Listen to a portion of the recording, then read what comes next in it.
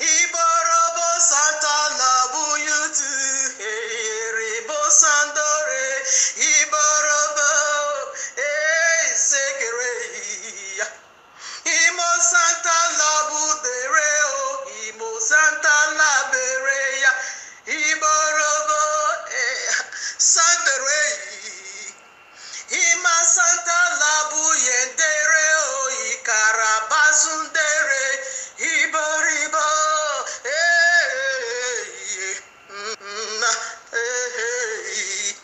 Iborobo Santa Labutu, we have been victorious. Iborobo, Sekere, we have been victorious. Ima Santa Labuyekereo, we have been victorious. Iboribo, oh Santere. Imo sakarabu yendere bo sendreya. Ikoribo shandala be yendere.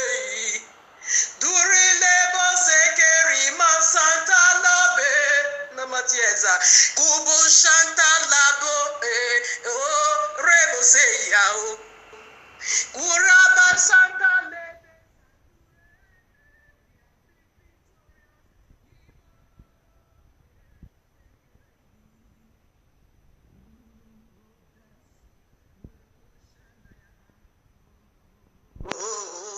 Death, Burelebo Santa Laboyande, and death, Inoroko Shandalabe, Inoroko Skili Bahanta Labea.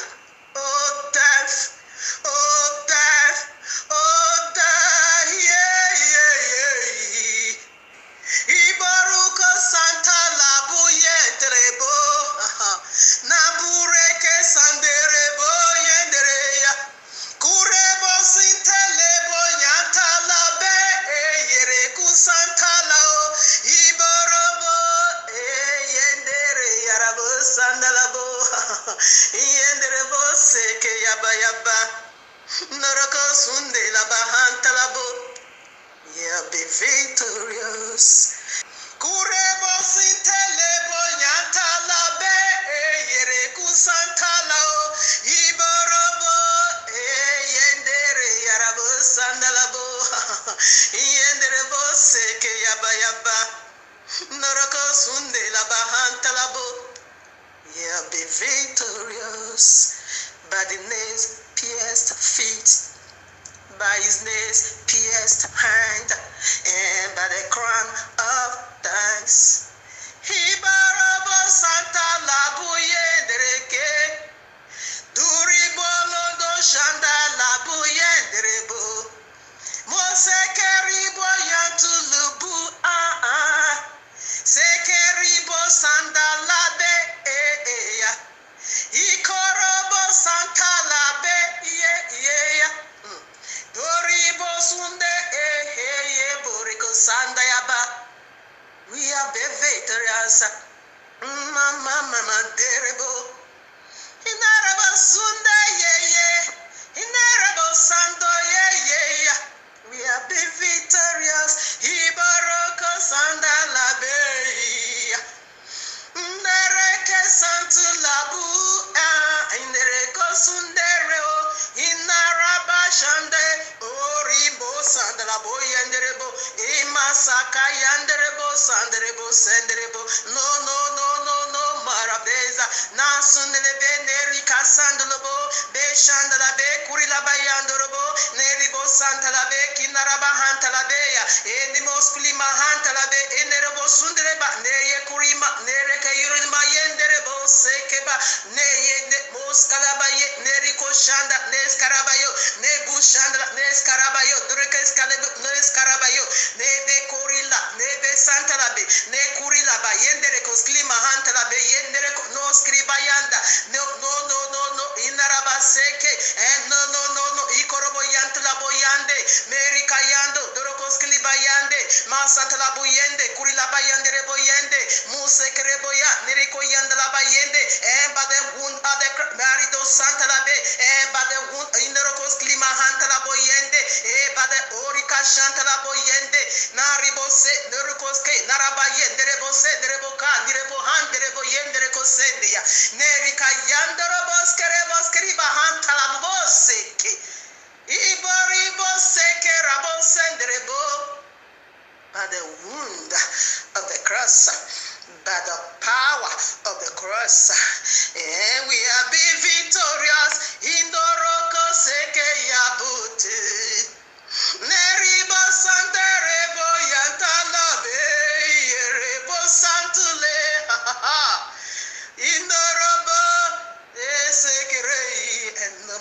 praise. Maseke borita layambe. Imasantu leboyantala. Imoseke bole.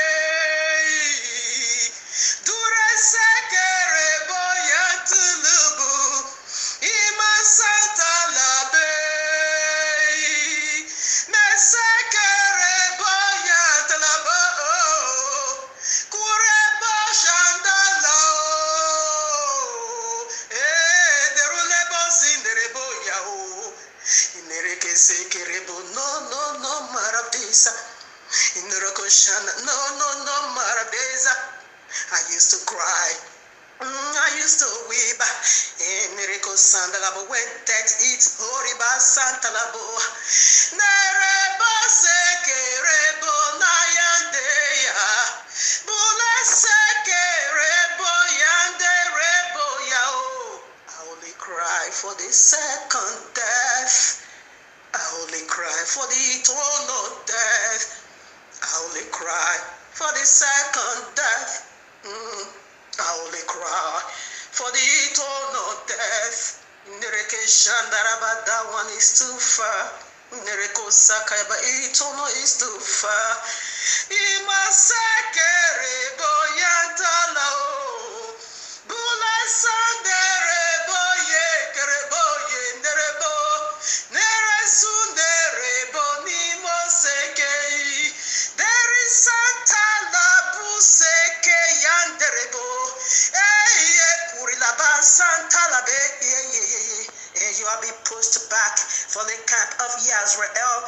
You are being pushed back from the camp of Yehudim. You second death, you eternal death. You are being pushed back. You can't rob me anymore. You can't rob me of sorrow anymore. You can't rob me of sadness anymore. You are being pushed back in the Rokos Klimahan Talabo Seke. No more of this in the Rokos Klimahan Talabo Yantalabe. And no more of this Anarabos Klimahan Talabo Seke. No more of this. No more Ikorobo Santaya. No more of this. Ima Santa Labu. Bula Sakarebo Yanderebo. Neresunderebo Yerebo. Yeriko Sandalabu. Buruleke Sandalabe, Moriko Shandalabe, we have been victorious in their overcoming by the blood of the Lamb. No, Shandalabe, Nekurabayan Talabo, hallelujah, Narabasenderebo, we have been victorious. We have been victorious. Moseke Rabose, Moseke Rabose, oh Moseke Rabose, Moseke Rabo,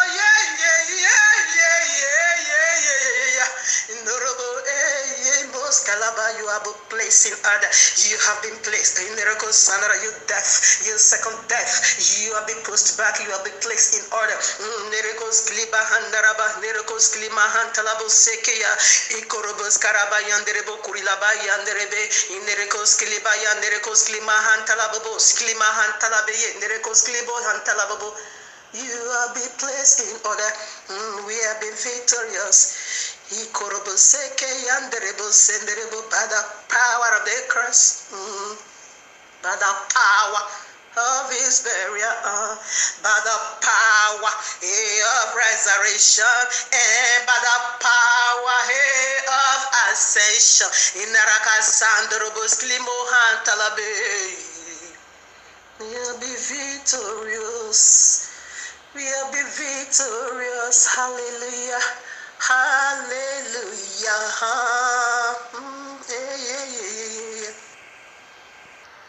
Greetings to the 12 tribes of Israel scattered in the four corners of the earth, and to the Gentiles called by the name of YAHUAH. Shabbat Shalom, much love and much prosperity attend your family. Yes, for you are the reason of our time-like truth. Just as we see the days goes by, and so draw nigh the coming of King Yahushua HaMashiach, our eternal bridegroom. Just as the Malek of Yahuwah said unto Yehukanah the Revelator, sealed not the prophecies of this book, for the time is near. Exactly what we are doing here, family. Decoding end times prophecies, signs, dreams in preparing people, body, house for the return of King Yahushua HaMashiach, our eternal bridegroom, to whom due all glory, worship, exaltation, honor, acclamation, nerebos kayabayo, wealth, power, narikos klima yanderebo, hikorobos klima riches, marikos klima hantalabe, to the glory of his magnificent Father Yahuwah the Almighty, and to the Ruach HaKodesh, the very blessed one, the very DNA of Abba Yahuwah, and Nindorodo Shandarabe, the very pure energy of Abba Yahuwah. Hallelujah, hallelujah, hallelujah. Yes, Abba Yahuwah, you have been worshipped in the temple of your handmaid. Mishmaker and people, here we are in the heavenly court room of Abba Yahuwah, in retouching or in consummation, finishing of this wonderful, breathful, life-giving message, or life-resurrecting message Abba Yahuwah gave to you and me, already titled for you and me last Shabbat, The Mystery of Death. Let the dead bury their dead, part 2. I did the part 1 last week Shabbat, and I promised to upload the part 2 in the midst of the week or third day of the week. My apology for that. Something came up that I were unable to do as I have promised. I do apologize for that. So like you can see now, I dropped some of my presentation because I want to, finish this message today once and for all, in order for me to go into another mystery next week Shabbat, the one that you heard from part 1, if you listen to part 1, called Amen. So we are going to unveil the mystery of Amen. It is more than what you know. It is powerful again. It is awesome. Make sure you follow, because this is the time of preparation and final cleansing, because the final cleansing, it is in the 7. Okay, cleansing on the 3rd day, that is not the consummation. The consummation or the final cleansing is right on the 7th, as we are going to see right now from the very royal law. So that was why I drew some presentation, like already, in order for me to really put this in consummation today. So family, it is very much possible you meet with only this part 1. You are not going to understand what happened, in this part 2. Therefore, you are not going to understand what happened in part 1. So in order for you not to get a crack, a confusion, it will be better as soon as you meet with this part 2, go and listen to part 1. Because we unveil a lot of mysteries over there.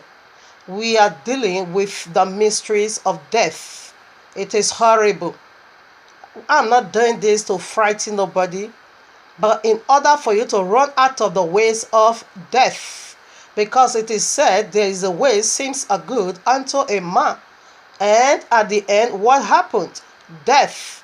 So in order for you to get out of that way that seem good now, but the end is death, this is why we are unveiling the mystery of this word called death. D-E-A-T-H. It is disastrous. Of course, you can't expect something good to come out from this word death. It is painful, okay? So right now we are already death with a D and the scripture background, okay? We treat D, the mystery in D, the mystery in E, and also the mystery in A. So today we are going to talk about the mystery in T and the mystery also in H. Like you always know, if you have been a follower, I always know we also have a key points, okay? In this message or segment, we also have 4 our key points. Okay, we are also going to take it. It is powerful. It is just to put you in order, not to frighten you at all, but to put you in order. Also my soul, to also put my soul in order. So right now, without delay, let us go into the last alphabet, the mystery, or Abba Yahweh brings out of it. If you have been a follower, you know the seal in the message. It is the message of Abba Yahweh. Okay? If you obey, it is blessed. That one is settled. It's irrevocable. But if you disobey in perverting this message, trying to resound it under the voice of you and trying to mix it up, if you watch the part 1, you will know what I'm talking about here. It is serious, okay? It is yield warning from above. Abba Yahweh said, don't pervert his message. Don't pervert it, okay? Just take it the way it is. You are free to resound it under the voice of you. You are highly welcome to download it, to resound it, but do it not in a perverting way. Okay, if you listen to power, you will see the curses over there. Yes, if you obey, is blessed. If you disobey, it is curse. So right now, let's do it. I think Allah has a break for me today, and Jesus also have a break from me today. Okay. Let me call it their holidays.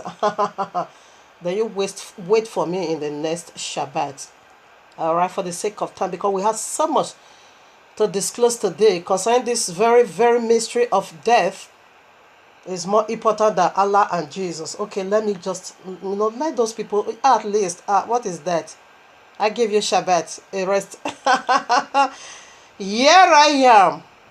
Right now, we are already deaf with D, E, A. Now we'll go for T. What did that go for? This word called death. It is horrible. So horrendous. Of course, I'm not expecting to see anything wonderful to come out from this word called death. No. So now we'll go for the letter T. What did that go for T? Isn't it? Time is over to vacate this ground into another realm. Time. It's gone. It's over. Ribo Shandalabo. Go and listen to Pet 1 family. Alright? And see what D, E, A go for. Now you just heard the word T go for. Time is over to vacate this ground into another realm of eternal. Now scripture to validate this. Masekebo karakebo se masendebo hie karakebo hie ya busekere ya karakebo se masendere hie karakebo hie karakebo hie karakebo hie karakebo hie karakebo seke karakebo hie karakebo hie o masekebo karakebo se. Here I am, Bereshit 3:90. In the sweat of that faith, we know here. If you listen to part, make sure you listen to part 1. I don't see how you can just find a video called part 2 and you will settle with part 2. No, you're gonna mix a lot. When you go to part 1, you will understand what happens over there. Therefore, this part 2 will be very simple for you, and you will, at least you will get that understanding. Deeper one. I take it again. In the sweat of the face shalt thou eat bread, till thou return unto the ground. For out of it wast thou taken, for dust thou art, and unto dust shalt thou return. Ribo Sakayaba, return, yes. It set a time to return back to where you came from, the dust, the flesh. Now 22. And Yahweh Elohim said, behold, the man is become as one of us, to know good and evil. Okay. And now lest he put forth his hand and take also of the tree of life and eat and live forever. This is the good news in it. Even though they are all disastrous, but the mercy of Abba Yahuwah still, driving us out of Israel. That makes death. That makes separation. You'll be separated from light into darkness. Okay? So his mercy that saith we should also reach out our hand, because now we become so arrogant. That death becomes so arrogant in us that we can also, now that we know the knowledge of good and evil, we can also stretch forth our hand also to touch Yahuwah. That will bring eternal domination. For the elect, when you die, like I say in Petua, that is not death at all. You just return back home. If you read Revelation 21, you are going to see that the elect that died, they are in a better place. No more sorrow, no more tears. They just return back for rest. Of course, you did not die. The death we are talking about over here, it simply means the eternal damnation. So that is the very one Abba Yahuwah spelled us from by chasing us out of his presence, so that we will remain filthy, eternal. Alright? So that was why he chased us out, as death, visited us. Now we have to go into the outer darkness, to go and live with the very one we obey for 6,000 years. A day as 6 days you shall walk. The time of the dragon, the very death our forefather obey. Their time to walk on this earth, to reign havoc, it is 6,000 years, and 7,000 it is the consummation of it, which we are already by revelation. Now 23. Therefore Yahuwah sent him forth from the garden of Eden to till the ground from whence he was taken. All right, you are going back there, okay? You came from there, you are returning back the flesh. So this is how the authority of this kingdom or king called death questioned the Abba Yahuwah's authority. As soon as we responded, what happened now? It now chased us out of the garden of Eden. It chased us out of its life. He chased us out of light. He chased us out of enjoyment now into where? Sufferings. This is the kingdom and the news or the message of this king that also have a kingdom with this message called death. It is the Abadedon. It is the king of the bottomless pit. When Abba Yahuwah said, dust you are and dust shalt thou return, from whence thou was taken, this is what it meant. Here I am, Bereshit 6 verses 3. And Yahuwah said, my spirit, that is my ruach, shall not always strive with man, for that he also is flesh. Okay, the sound there is the flesh, the grave. For that he also is flesh, yet his days shall be 120 years. Yes. What is the third the fourth alphabet? T. It simply goes for what? Time is over for you to vacate this realm or grant into another realm. Yeah, for you to vacate this grant into another realm called eternal. Okay, it is 120 years. And 120 jubilees is also, this place also represents 120 jubilees, which is also against 6,000 years. It makes 6,000 years. It also means 120 years. That is the number of your days. Okay. So here I am in Tehillim 90. I read verses 10. Psalm. The days of our years are 60 years and 10. And if by reason of strength they be 80 years, yet is their strength labor and sorrow, for it is so cut off and will fly away. Now the royal king, King David, said, the number of our year, yes, 70 to 80 years. 70 if by strength. If Abba Yahuwah wills, then he can also give you 80. Okay? But the very one from Abba YAHUAH'S is 120, which is represent again 120 jubilees, which again represents 6,000 years of man's authority to return back to the dust. Now verses 12. So teach us to number our days, that we may apply our heart unto wisdom. King David is saying over here that Abba YAHUAH, teach me now that you have set a guideline, or you have set a mandatory day for me to vacate this ground. Therefore, just teach me to only do your will, so that I won't return back to sorrow. I won't go back to and lavish my soul with the king of death. Teach me now how to live before you, in order for me to escape the eternal damnation. The eternal damnation, that is too far. The eternal that one is too far. It's too far. It's time to vacate this ground into another reign.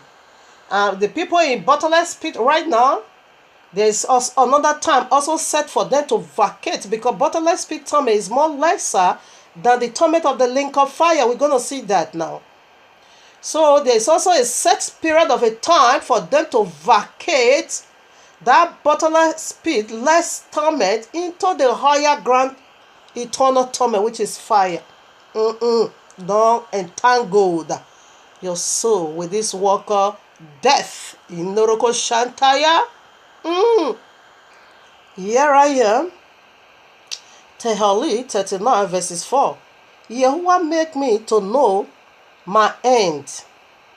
This is the royal king speaking over here. YAHUAH make me to know my end, and the mention of my days, what it is, that I may know how fair I am. Behold, thou hast made my days as an hand a breath, and my age is as nothing before thee. Verily, every man at his best state is together vanity. Shalom. Here, this shalom. Okay, I'm not after that. Okay, so right now, what is it talking about? You heard it for yourself. Okay, so our days is being numbered. Okay, so now that it's been numbered, let the wise live accordingly to the mandatory ordinances of heaven, in order for you to escape the eternal death. The eternal death is too far. Is too far. Himo Santalabeya. Here I am in Ecclesiastes 3:1-8 or 12. You know already. To everything there is a season and a time to every purpose under this heaven. Okay, a time to be born and a time to die. Okay, a time to be born and a time to die. This is it. This is the first death. Do you see how horrible it is? Now there is also second death. It's just like this. The second death, this is how they are also going to lay in fire, helplessly, lifelessly, hopelessness. That this one, it is eternal. You see how this flesh not just lay in the grave, so helpless. Exactly in the same way, the eternal death, the spirit, is also going to lay in the lake of fire, helplessly. That one has no end. Yes, seems like also this one have no end. All right, but the eternal one here is the picture of the eternal. It has no end. This is how, if you mix heaven, this is how you are going to lay in the lake of fire for all eternity. You can't fight back. You can't say a word. You can't do nothing about. You can't reverse the ordinances. It is settled for all eternity. I weep for the soul that is going to be going through this eternal. It is disastrous. Yeah, it is disastrous. And you see in this Ecclesiastic 3:1-12, what is Abba YAHUAH speaking over here? For the children of the devil, or the children of the unlawful bed, which are the giant, the offspring of serpent, or seed of serpent, are the bad over here goes to them. A time to be born, that goes to the elect. A time to die. This death he's talking about eternal. Yahushua has already been crucified for mankind. Why is man still dying? So this first death, I can call it, is of the flesh. Of course, it's of the flesh. And to the elect, it does not mean death at all. So die over here, the negative part over here in this ecclesiastic way down to 11 is referring to the offspring or the seed of serpent. The one that when the flight crashed, right in Genesis 3. Like I said in part 1, he knocked right away some to the link of fire. And while he now put some in the state of coma. The Adam and his posterities were all in the state of coma. You know, when you enter coma, all eyes is on you, waiting for you to arouse or to wake back to life. And exactly what all heaven was doing in this 4,000 before Yahushua comes. All right, to see that the life support machine, which is the blood of Yahushua HaMashiach, brings these people back to life, Adam and his posterities. But not so with the children of the dragon, not so with the seed of serpent. The seed of serpent is helplessly for eternal. So all bad negative over here goes to them. A time to be born goes to the elect, and a time to die, they are the one to die out of this planet Earth. A time to plant, yes, will be planted, and a time to pluck off, yes, Satan will be plucked off, and his posterity. A time to kill, yes, it is their time to die, and a time to heal, that belongs to us. Okay? A time to break down, yes, you see in a house, this very one break down, and a time to build up, we are the one to be built up. A time to weep, yeah, they are going to be weeping for all eternal, and a time we are the one to laugh, the elect. A time to mourn, Oriba Shanda, they are going to be more money for all eternity. It is time. This is the fourth alphabet. A time to mourn, they are going to be more going through sadness all eternity. And a time to dance, we are the one to dance. Say in the presence of Abba Yahuwah, it is fullness of joy.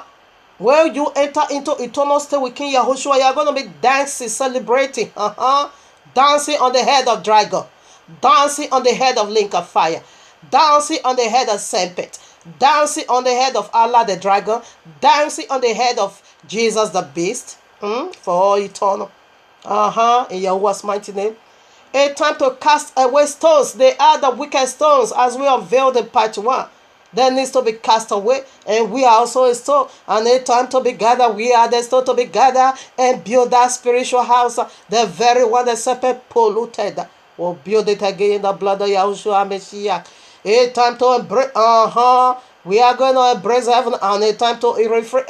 Heaven has already rejected some, and link of fire embrace them. A time to get, yes, sir. It is time for it to get back the earth. It is our property. And a time to lose. Yeah, Satan needs to be loose. He is going to lose now. All he has already acquired in these sisters. They are all going into the link of fire. A time to keep. Yes, Abba Yahweh is going to keep his own people now, because we are being scattered, dispersed in the four corners of the earth. And a time to cast. Oriba Shandayaboseke. He has already cast away some. Esau, I hate. Yakuba, I love. Esau, I hate that one. Oh. A time to rent. Santaraba, to tear off those madness out of the kingdom of Abba Yahuwah, which is the serpent and his people against this worker, death. And a time to sow. Yes, the way Abba Yahuwah is going to bring us back together.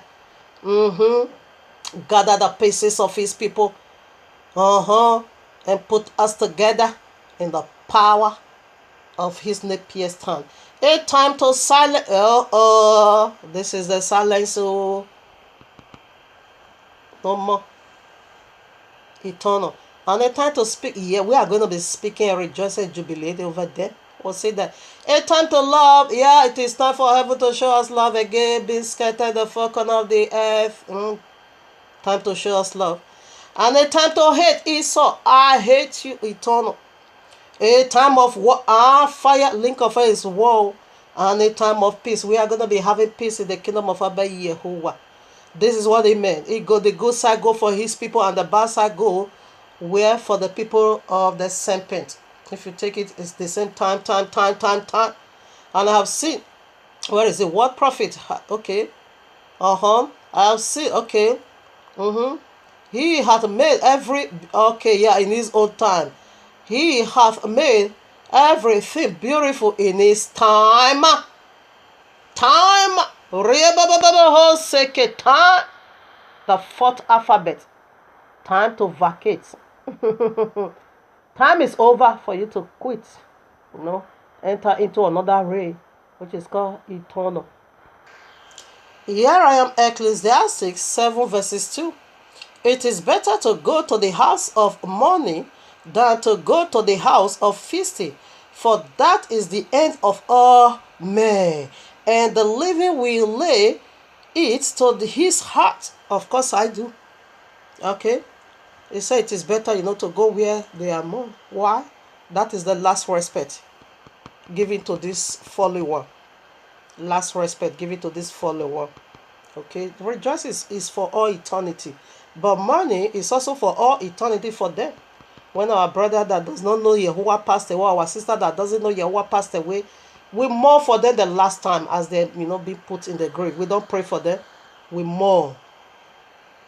We feel sorrowful, okay, for them, because we know where they are going to. The one that died and goes to heaven, why should we mourn? No, I don't. We don't, because they should be, cry over our stress over here, because we are the one that is facing torment. We are going through turmoil on the same pit. When they leave, they themselves, when they are over, they are going to be laughing at us. What are they doing? When I'm taking my rest, you want me to continue living in this polluted land? No.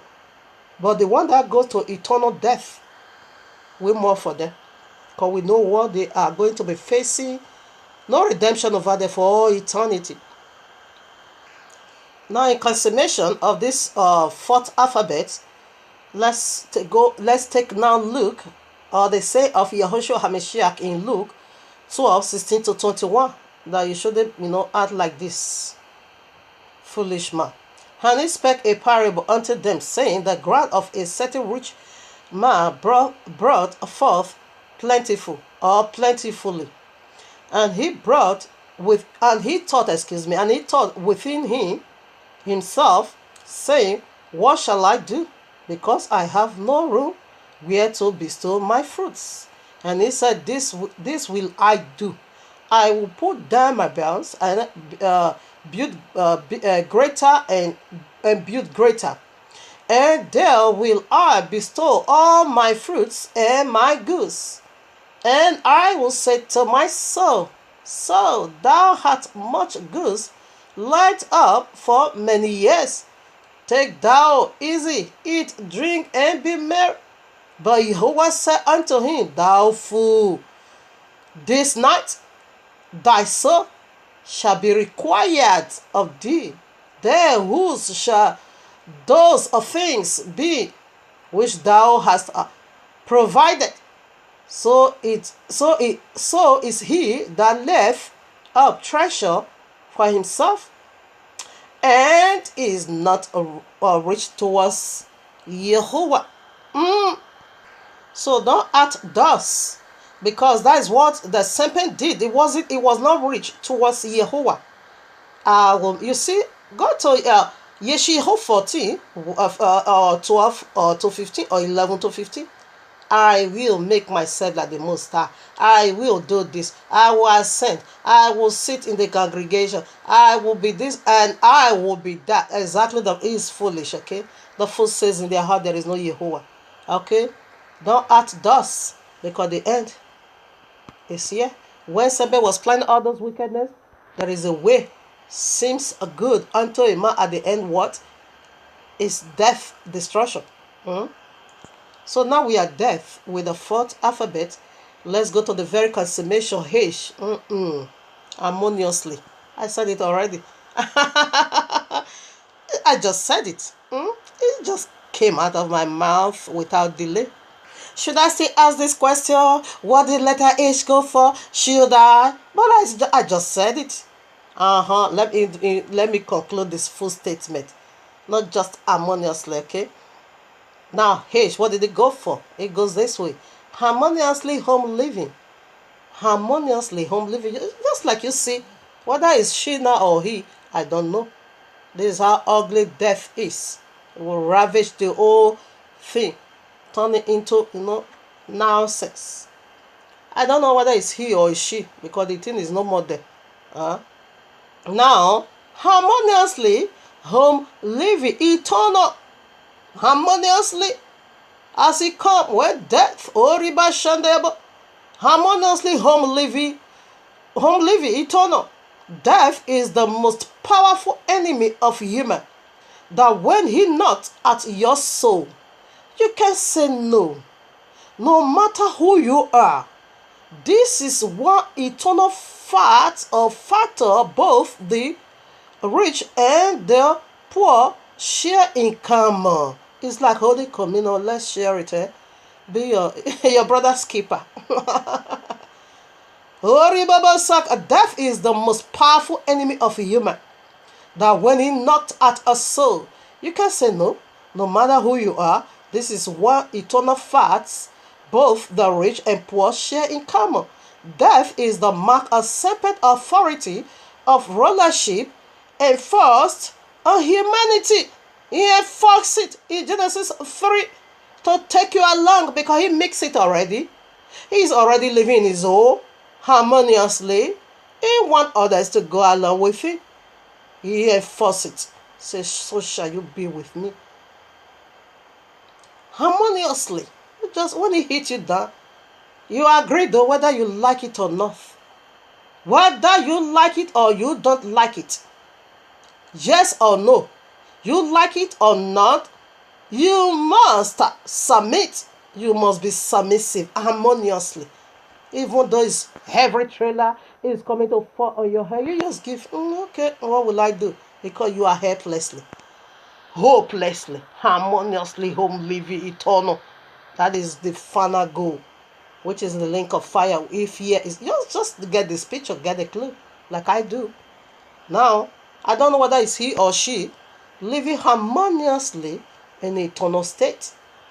If he or she didn't make it to heaven, this is how she's going to be laying, or he is going to be laying in the eternal link of fire harmoniously, with pain, with sorrow, with sadness, with torment of all kinds, harmoniously.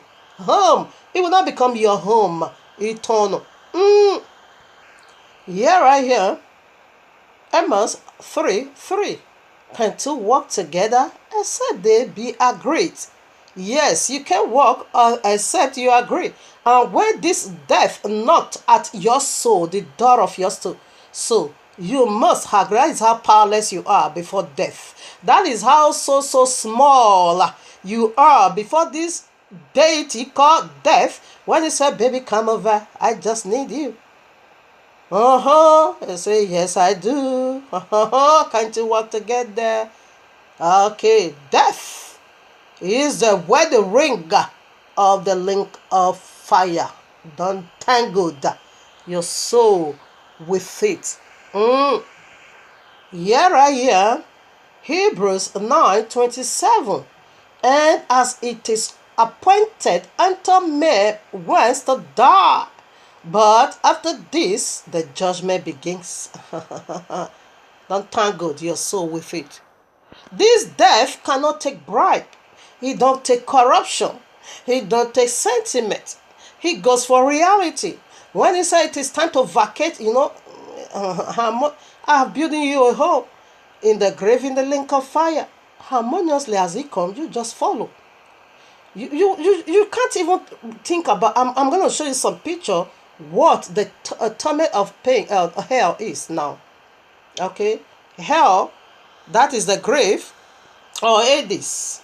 People are already there, of course. You have to know that. The link of fire is not yet existing.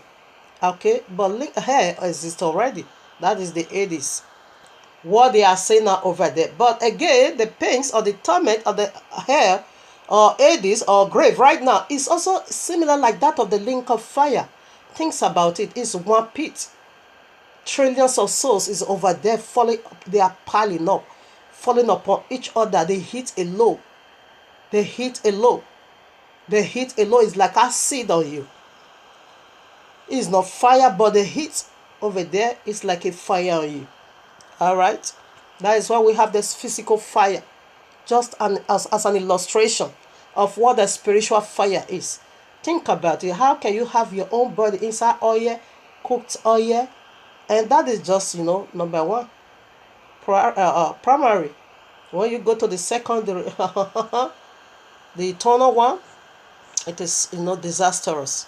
So horrendous. Don't entangle your soul with it. Let's get some picture of those people over there right now in the grave, what they are saying.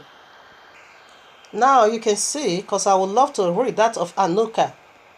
Jude 1:14 makes references to this very wonderful book I'm about to read to your hearing. And you can also see Luke 16:19 to 31 or so, to the end. And you will see the torment of hell. Okay?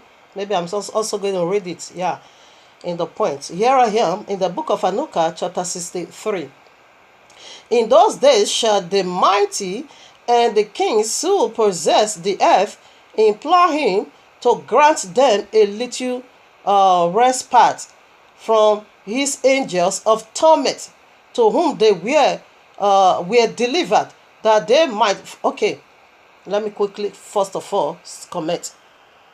He said the king, he is talking about hell. We will see it in a very clear way now. They are going to be asking or begging Yahushua HaMashiach when he comes to give them a little respite from the angels of torment, to whom they were delivered. Now, due to the torment that is going on right now, that this is what these people is saying over here, begging for just little rest. Respite, that is care, rest, refreshment. This just little. Just like that man said, send forth Lazarus to dip his hand in the cold water and come and cool my throat. Horrible Shandaya Baba. With it, they are in great torment. So they are going to be asking for a little rest. Please, this torment is so heavy. Can you give me a little rest? That is what they are saying over there now. Of course. Horrible Shandaya Baba. A little respite. Respite. Little care from this torment. Santa. Let's see if the king will grant that little rest. Of course not. To the angel for whom they were being delivered. Okay. All right now. Verses 2. And they shall bless. Listen now. This is what they are doing over there now. Hey, king, you never worship while you were on earth? It is too late, baby. It is just too late.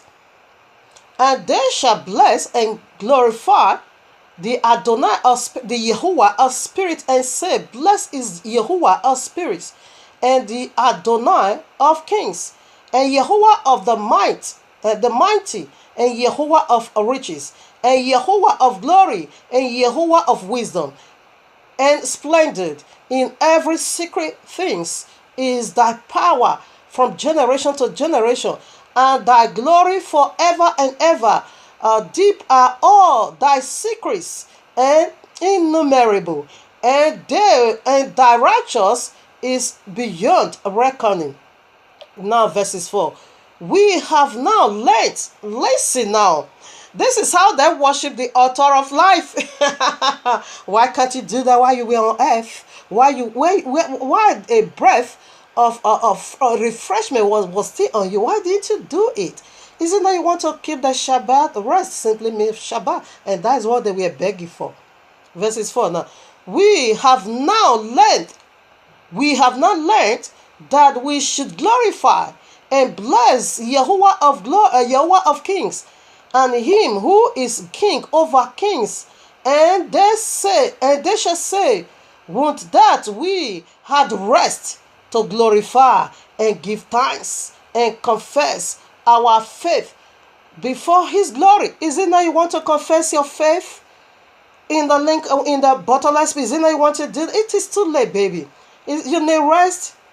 You need rest. No, there is no peace, no rest for the wicked, because you acted so wickedly. Okay. He said, now we have learned. This is what we should have been doing. Okay, and have faith. Now they have faith because they see the secret torment of hell. Now they have faith. They want to come. If there will be a little time for them to do that. No, it is too late. 6 now. And now we long for, listen, they are the ones speaking from here. And now we long for a little rest, but found it not. Oh, Shandaya. This is the voice from the bottomless pit. People, don't entangle your soul with it. We follow hard we follow hard upon and obtain it not. Now they follow hard to have rest, but they said that they didn't obtain it. And light has vanished from before us, and darkness is our dwelling place forever and ever. Harmoniously what? Home living, eternal. This is their cry over. This is what they are saying over there. 7. For we have not believed before him. We did not believe. For we have not believed before. We didn't believe Shabbat. We didn't believe there is Almighty. We didn't. We didn't believe that you shouldn't take the names of other gods. No, we didn't. We didn't believe that there is eternal judgment. No, we didn't. We didn't believe him, nor glorified the name of YAHUAH'S Spirit. We did not bless his name. They were blessing Jesus, blessing Allah. Nor glorify the name of YAHUAH'S Spirit. Nor glorify our Adonai. Now you become your Adonai in the bottomless pit. But our hope was in the scepter of our kingdom, in our glory, in the day of our suffering and tribulation.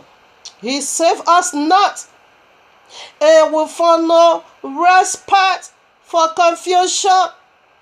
They are in need of rest, but they said they couldn't. That our Adonai, not because your Adonai, your Yahuwah is true. That our Yahuwah is true in his works, and in his judgment, and in his justice, and in his judgment have no respect or policy, and we pass away from before his face on account of our works, and all our sin are reckoned up in righteousness. Now they shall say, Oribo Shandayabo. This is the cry people is crying over there. People like you and me. It saddens my heart. It's so sad. Now verses 10. Now they shall say unto themselves, our souls are full of unrighteousness, are full of unrighteous gain. David Ojedipo having for private jet. This is going to be your song. Right in the soul of fire. The soul of fire, it is disastrous. Righteous gain, oppressing the poor to take from them, take tithe for money. No, that is oppressed, unrighteous gain. You're going to vomit it right in the link of fire, all of you. But it does not prevent us. Listen, I take it again. Now they shall say unto themselves, our souls are full of unrighteous gain. But it does not prevent us from descending from the midst thereof into the belly of hell. Into the belly of hell. This is the belly of hell. What is the fifth letter? Harmoniously. Home living in hell. Harmoniously. Alright? Alright? Evil, they say evil in all their prosperity. You can't buy salvation. You can't bribe Yahuwah in this righteous judgment. Have you heard what they are saying over there? Oh yes, oh yes. Because Yahuwah created all things for his own use. When you go to Revelation chapter 5, you're going to see over there that things in heaven, those on earth, and those under the earth worship Yahuwah. This is how they are worshiping him. He said those under the earth also worship. This is how they are worshiping him. Azumi, I know. I will live for you. You are true. Your secret is powerful, because now they are seeing the secret of Abba Yehovah. That he don't tolerate, He can bear with you, but he don't tolerate. That's why he gave, a time to repent. If not, there is no repentance here. Now we are done with this mystery called death. Go and listen to part 1 in order to complete the mysteries. Over there, you have 3 mysteries and 2 is over here. Okay, so right now we are going to proceed right away to the point 1. No, I'm not done. I rebuke you, dragon. I rebuke you, death, in Yahuwah's mighty name. Verses 11. I thought I was done in verses 10, not 11. And after that, their face shall be filled with darkness and shame before that Son of Man. Who is that Son of Man? It is Yahushua HaMashiach. And they shall be driven from his presence, and the sword shall abide before his face in their midst. That is judgment of eternal, no mercy. No mercy.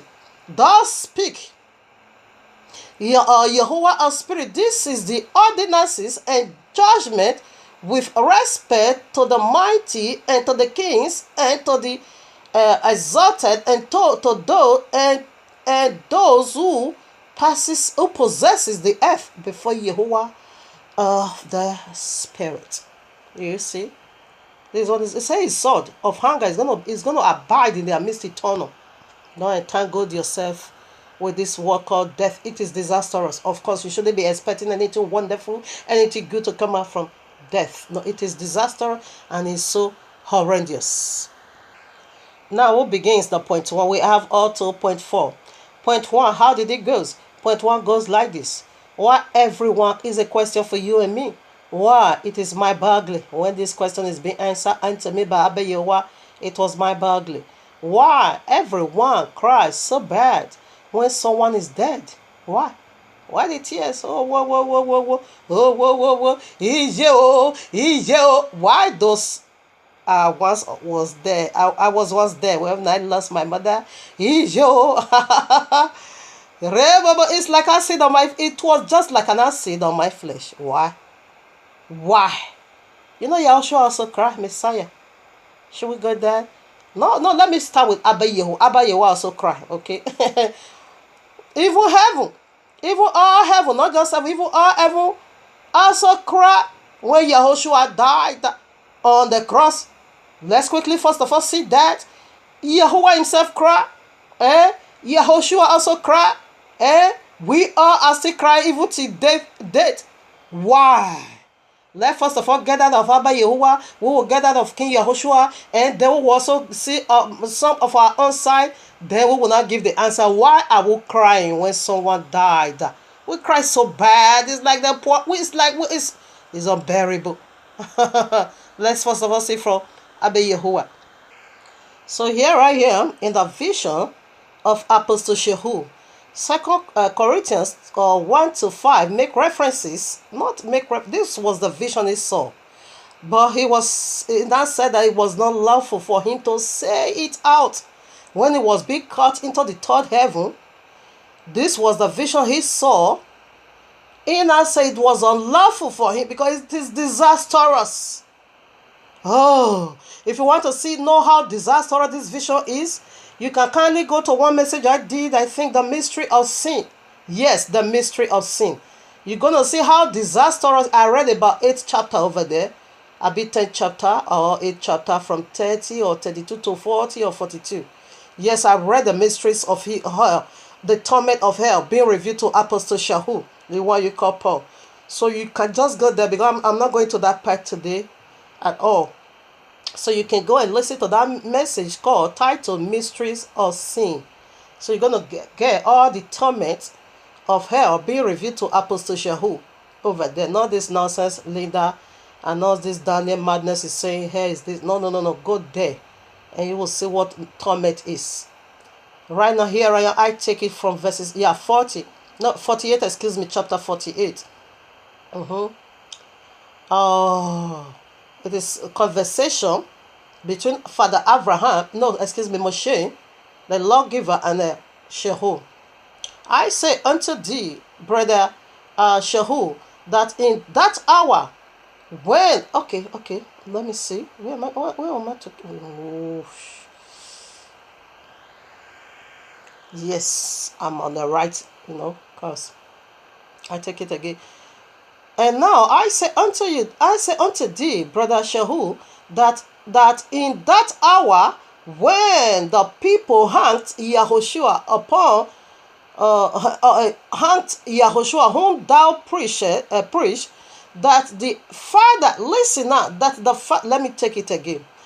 Now I say unto you, unto thee, brother Shehu, that in that hour when the people hanged Yahushua whom thou preachest, that the Father, Yahuwah of all, who gave me the law, and Michael, and all the angels, and archangels, and Abraham, and Yeshiach, and Jacob, and all the rest weep over the Son of Yahuwah hanging on the cross. In that hour, all the saints attend on me, looking upon me. And they said to me, see, Moshe, what men of thy people have done to the Son of Yahuwah. Wherefore, okay, I'm gonna leave it over there. Where Yahushua was on the cross, gave out the spirit, including Father, they cried. They all weep. He said all of them weep, including Father himself. Therefore, he said the whole community now gather around him. And I say, you see what your people have done to my son. Abayawa said, come on, Moshe, did you see what your people Israel have done to my only begotten son? They killed him. All the angels, the archangel, he said all of them wept. Why? Almighty Yahuwah himself wept over the death of his son. Why? Is it because he don't have the power to resurrect him back? Is it because he's going to leave him in the hell? Is that why he cried? We will get the answer after we run it all through. Let's also go to his son. His son also wept. He also cried. Like everyone loves to comment on this particular, of course, it is significant. That is why everyone loves to comment on this very shortest verse in the royal law. Yahushua wept. It is the shortest, verse in the royal law. John, Yehukana 11:35. He wept. Yahushua wept. That was all. Why was he weeping? Someone died again. Who? Lazarus. Why was he weeping? Because he don't have the power, to resurrect him back to life? Of course, he have the power. Why did he weep again? If you have the power to do things, just go ahead and put things in order. But no, he wept. Even though he's going to put things in order, but yet he wept. Why? Abayawa wept. All heaven wept. Why? The son was being hanged, killed by sinful people. He wept. The Father, all. And who again? Yahushua wept. The son. Why? Let's keep going on. Yahushua have two kind of weeping or wept in the royal law. I'm not saying he only wept twice, no. But this one we see the first time from Yehukana 11:35. And this one are similar. They are similar, okay? Now look, in 19:41-45, they are similar, okay? And when he was come, now he beheld the city and wept over it. He wept over the holy city. Why again?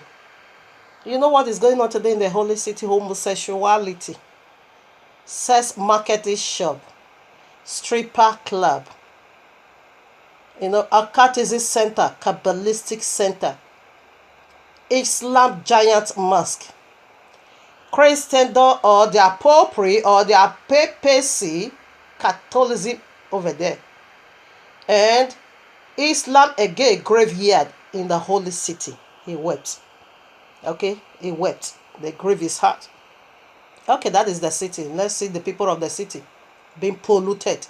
Say, if thou hadst known, even thou at least in this thy day, the things which belong unto thy peace, but now they are hid from thy eyes, for the days shall come upon thee that the enemies is about to come. Death is enemy, okay? Is about to come. He wept again because this nation, This one generation, shall cast a trench about thee, and compass thee right, and keep thee in every sight, and shall lay thee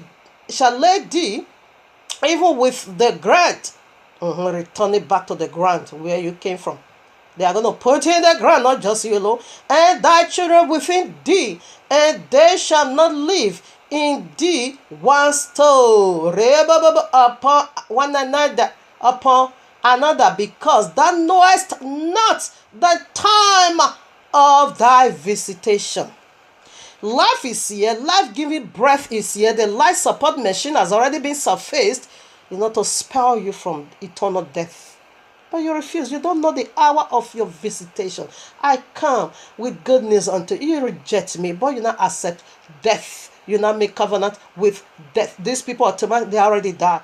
Only awaited the appointed time for them to die physically, because the enemy is already dig a trench around them. No way out. And he said they are going to lay you down. You are going back to the grave, and they will lay your children also to the grave. Because why? You don't know the hour of visitation. Life has come to rescue you from death. You said no, you prefer death, grave. You are going that he wept. This one died already spiritually. He said, because if you don't receive me, you are already condemned. They are gone already. That was why again he wept. Let's dig it out now. Why this whippy? Yo, when my mama died, yo, I thought the whole world is falling on me. What is that? Why are we crying? So let us begin to unveil the mysteries of why we cry when someone died. Here I am, Job 2 verses 3. And Yahuwah said unto Satan, Ashatan, hast thou considered my servant Job, that there is none like him in the earth, a perfect and a upright man, who one that feareth Yahuwah and escheweth evil, and still he holdeth fast his dignity. Although, listen now, we begin the mystery already. Although thou movest me against him to destroy him without cause. This is why we weep. Although you push me to do this, although you provoke me in doing this, although you brings about this, although you just incite me against my own children to release causes of death. I once give them eternal life, but you push me to change my mind. You push me to revoke. You push me to do this. Through that anger of Abba, your plan changed. That is why you cry. Your soul, your spirit, there is something inside you telling you you're supposed to live for all eternal. That as soon as one died, that spirit, that truth of Abba Yahuwah living inside of you will now begin to speak. You shouldn't have died. This thing that took place in Genesis 3, you contaminate my soul. You are not weeping for the one that died already. You are just weeping up for yourself because it will get to you. When death comes, it struck fear into everyone's heart. Then the blue, that thing you are seeing as blue, blood, the desogenated blood, because you see when our father sinned in Genesis 3, like I read already, Abba Yahuwah drove them out so that they won't be able or not even dare to reach out their hands in touching the tree of life, and with that they will live in an eternal state of damnation. It disconnects them. That is the blue blood in you. And to my amazement today, they call it desogenated blood. It's been desogenated. Because that blue is, it represents heaven. Blue is everything about heaven. Blue represents eternal. That blue blood is supposed to serve you for all eternity without dying. That is the same blue blood that is speaking Whenever someone die, that blue blood will remind you you're supposed to live here on earth eternal. All this violence is being bestowed on you by no reason, by a wicked deity. That makes Abayewa to change his mind. That is why we cry. Plans changed. Plan before is to live or for all eternity, to live with your loved ones, living without years, no old age. You see serpent, you see that snake, you see that filthy thing. You know what is he doing? Serpent don't die. I say he's been killed. I say someone killed him. If not, when he's old, he reverse back, he regenerate again, back to a younger snake. Have you seen that? I've been seeing it. You can also type it. Except he's been killed. If no one killed him, that is what is told from Acts, from the first man and the first woman. That when he grow old, that wrinkled body will just peel off him. Then he will have a new resurrected body. Snake don't die except someone got him killed. That is the life he stole from us. That whenever someone dies, we will now begin to reflect. Your soul is reflecting back to what took place where the plans changed. You are crying over plans change. There is something in you which is the blue blood. The disogenated blood is reminding you're supposed not to die. This incident that took place in Genesis 3 brought about changes. Abba Yehovah says, Satan, simply you incited me. You moved me. Abba Yehovah, I have a Proverbs in those language. That is, the king cannot be hungry and destroy the bead, wonderful bead, but Abba Yehovah did. Because he's so holy that his holiness can't tolerate iniquity. He was so grieved that people he elevated to power want to dethrone him. They want to throw him and cast him down. He was so grieved, and I said, curse you are. And he now speak to his people, please never you go nigh to this poisonous tree. But this poisonous tree now also come and said, don't mind this man. He don't want you to have your own world. He don't want you to have your own heaven. He don't want you to have your own earth. When you eat of this tree, that is the power he used to create the whole world. You see the job of day 1 way down to day 7. He ate of this tree that he is restraining you from. When he ate of it, the power entered him. He came. That was why we were able to create heaven, earth, whatever, angels and all. When you also eat of this tree, you are going to be productive. You are going to be creative. You are going to have your own heaven. Woman, go for it. Because woman was being created from flesh. And flesh can never submit to the things of the spirit. It's an enmity. Of course, that is who flesh is. Because she was the only product came out from flesh. This is why you cry. This is why I cry. We cry over a change of plans. You yourself, look at it. This 6,000 years, we have been through hell. We cry every now and then. We have been through hell of the body of corruption, losing loved ones. See what this Fulani herdsman is doing. Butchering soul. That whenever you see that you are cut to the heart, tears must drop from your face. When you see the great slaughtering, you weep. Yes. You are weeping over the change of the plan, because that blue blood still reminding you every now and then you're supposed not to die. It's supposed to serve in you eternal. You're supposed not to be destroyed. Yes, we all cry. That was why heaven also cried. Abba Yehovah cried, oh, what have I done to my creature? What have I done to my creature? My hunger grows so exceedingly that I couldn't control. They are not cursed my own creature. That now brings about my soul hanging on the, that is why they are all crying. Okay, Messiah also cried. Why was Messiah? Because Messiah is also that disogenated blood in him. He's also reminding Messiah, you are next now to go. Father, why have thou forsaken me? Huh? Why have thou forsaken me? Is this man going to abandon me here? He cried. Because that disogenated blood in him also reminded you are next to go. When you look at last, they say, hey, me, God, man, me, author of life, me have power, so this thing is going to hit me down. He wept for his soul. Everywhere we are crying for our life. When someone that disogenated blood, We remind you quickly, you're supposed not to die. This is a change of plan. I'm supposed to walk in you eternal. But now, about to be contaminated. And that is why everyone cry, okay? We cry because that blue blood is a spirit in us. Remind you what your life's supposed to be, what you ought to be. But something else came over and disorganized the whole, matter. When you go to Genesis chapter 6, Bereshit, you're also going to see some kind of regression Abba Yahweh also did over there. He said he repented him. He regret of ever creating human being. Because this deity that fell already. They are already falling from glory. So Abba Yahweh also regrets if as I wouldn't have created even human being, because now demon is already everywhere.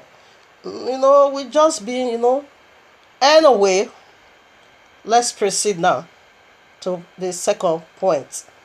I will say what point one is. Why we cry? The disogenated blood is the one to remind you.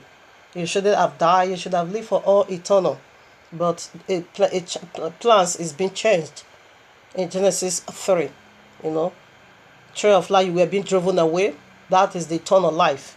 And now to suffer here on earth in these 6,000 years, more than 6,000, we are all being through sorrow, pains, and all. Yes, it is a change of plant. Abba Yahweh never intend it to be in this way at all. Rather, that our eternal state now, we not grow old. That is what the serpent stole away from us. We have that testimony here today on earth. Okay, that is what he took from the man. He will grow old and will renew again. Will grow old and will renew again. Yeah, that is what he's told. Now we proceed for point 2. Abba Yahweh, Iborobo Seleya. Abba Yahweh, Imasantalabu Yeke. Abba Yahweh, Igorobo Skarabo. Abba Yahweh, Imasantulubu Yenderebo. Inorobos Keli Baleya. Imbo Santulubu Yeke. Abba Yahuwah Igorobos Karabo. Abba Yahuwah Hima Santa Labo. Yenderebo. Revelation 41-4. This is the song we are going to be singing in the kingdom when our Messiah come. No one can sing this. Only the 400 what? The first fruit.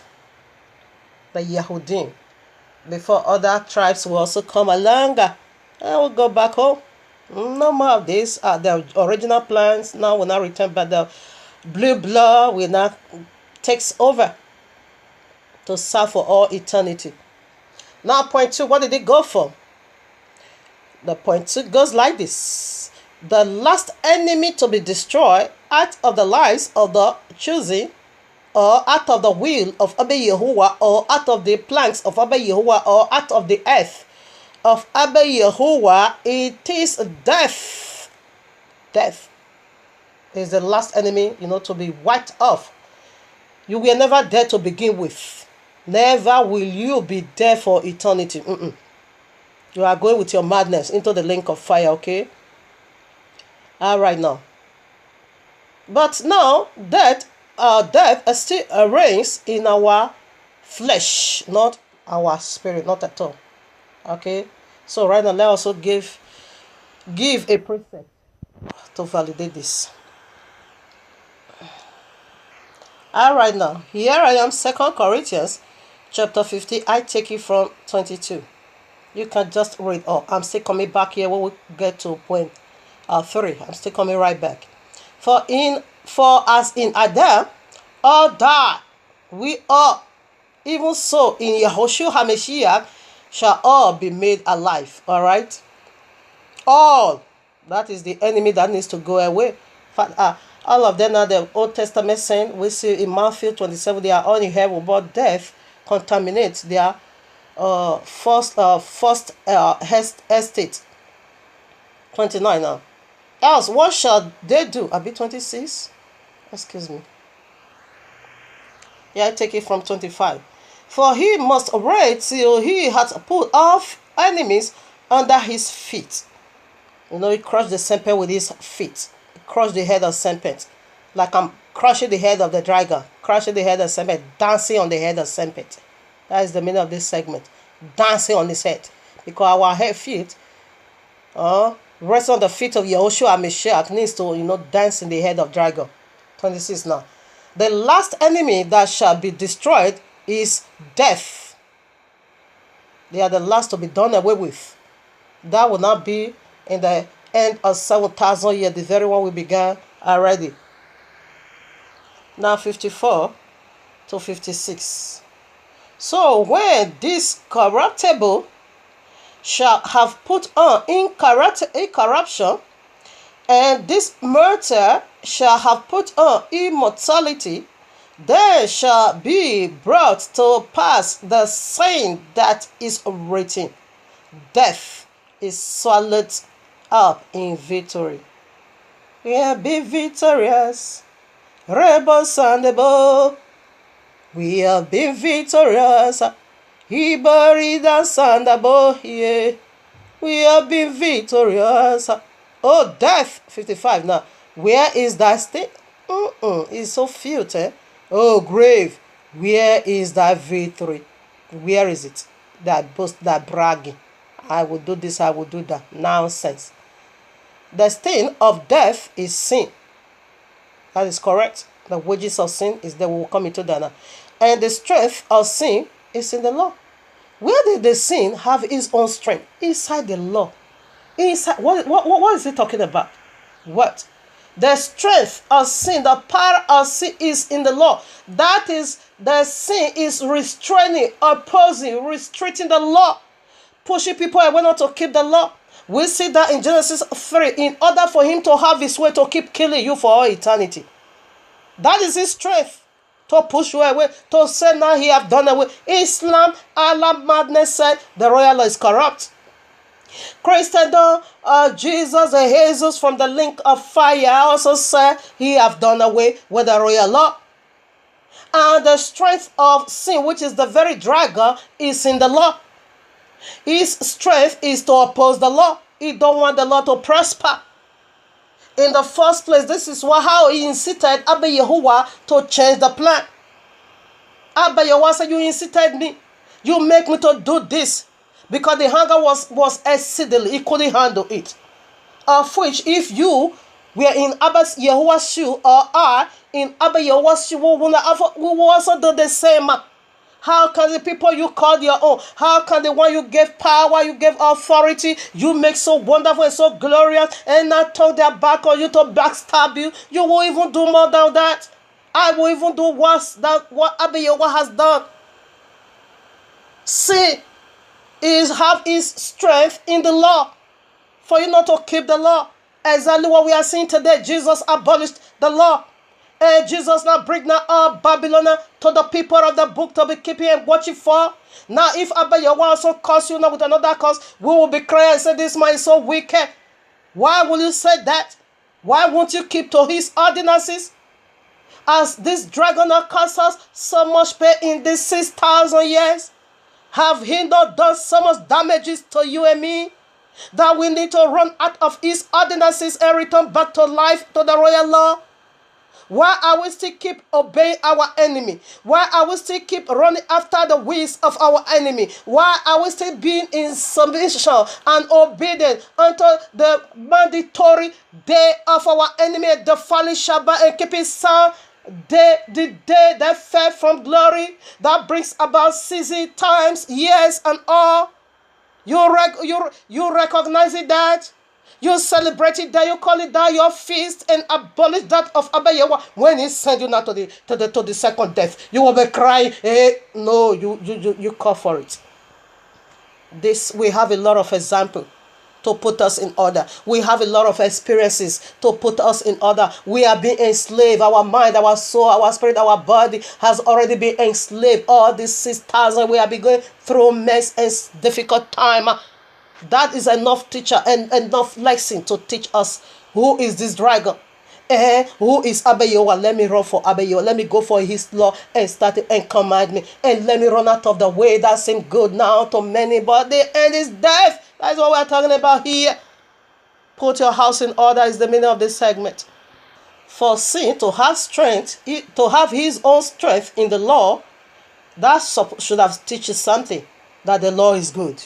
But sin said it's not good. The law is wonderful, but sin said no. The law is blessed, but sin said the law is cursed. You see, it is sin, which is the very death we are talking about here, which is the very dragon, the author of destruction. Here I am, Revelation in Revelation 6, 9 to 11. And what is the second point?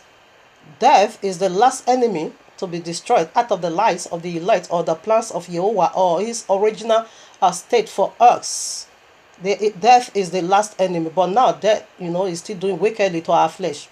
And when he had opened the fifth seal, I saw under the altar the souls of them that were slain for the word of Yahuwah and for the testimony which they heed. And they cried, okay, yeah, that is what I want to, so, be beheaded.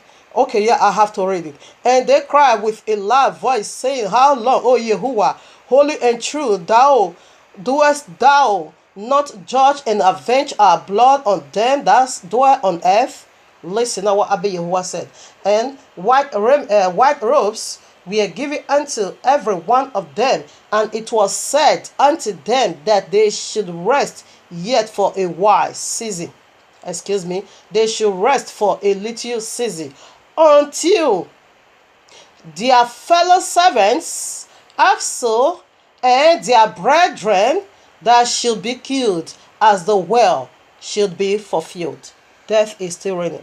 The most difficult one or the disastrous one the most disastrous one that should be now the Sharia law. Okay, the 42 month where Sharia law is going to run mad in the four corners of the earth. Slave taught part of humanity. The elect also, that is the congregation of where? I forgot it.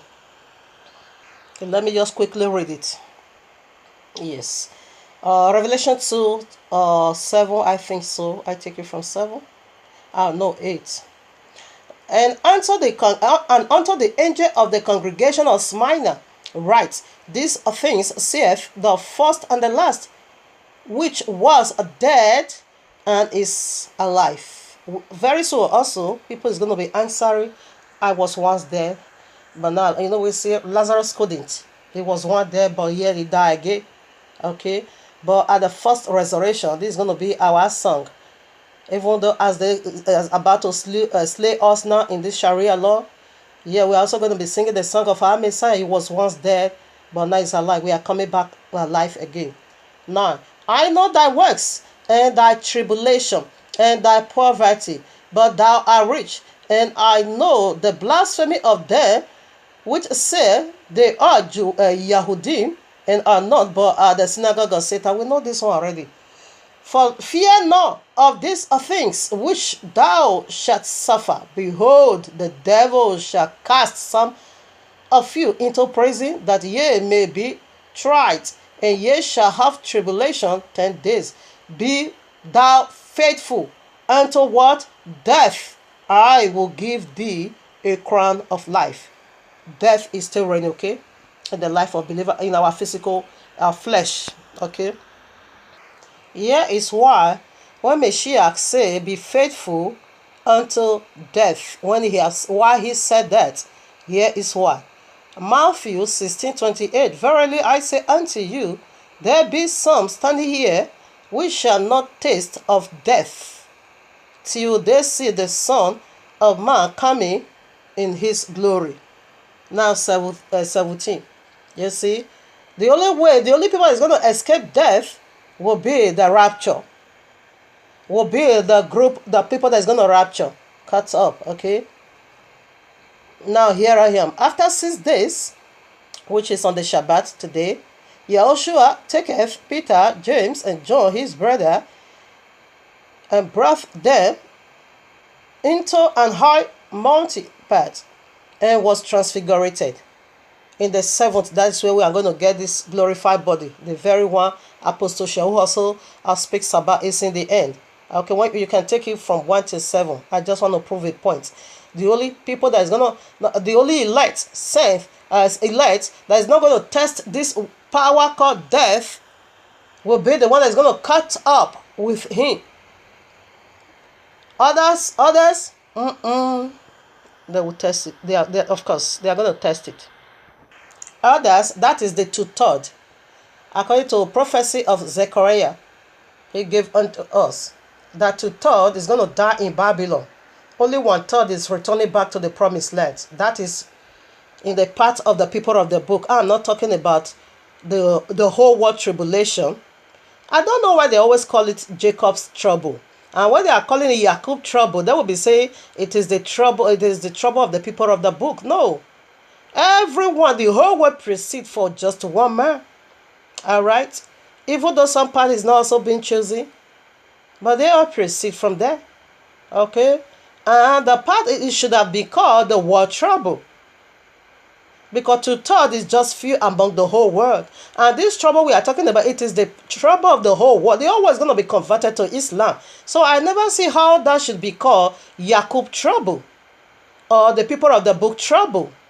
No, rather this has to do with the whole world trouble. It is the whole world tribulation. It said, Messiah said, it is the hour of darkness that is going to fall upon the whole world. Did he say some people? I don't know why this stupid ego Christianity amidst their leader. Okay, because I'm very, very upset and be hungry exceedingly with their leaders because they know the truth. But still they are still teaching lies over there. Not the individual at all. They are leaders. The so-called whatever general overseer. They are leaders. They are calling it Jacob's trouble. It is your trouble. It is Gentiles' trouble. In fact, as a matter of fact, it is Gentiles' trouble. Not Jacob trouble. No, Jacob, the people of the book, is just 2/3. Only the whole world is 7 billion. How many are we? 2/3 is going away, will die in Babylon. It said, be faithful unto death, so that you will be resurrected at the first resurrection. That is why that first resurrection is being postponed first, for the great tribulation to first of all take place. Anyone that doesn't deny the Messiah, a crown of life will be given unto you, are getting it back. But some that is going to cut up, which is the Yahudim, the royal tribe, they won't taste at all death. Okay? And some also, among all the other 13 tribes, they won't also, because they are coming right back after the tribulation. And the others will be also resurrected. No one is going to exceed each other. So here I am, Remes.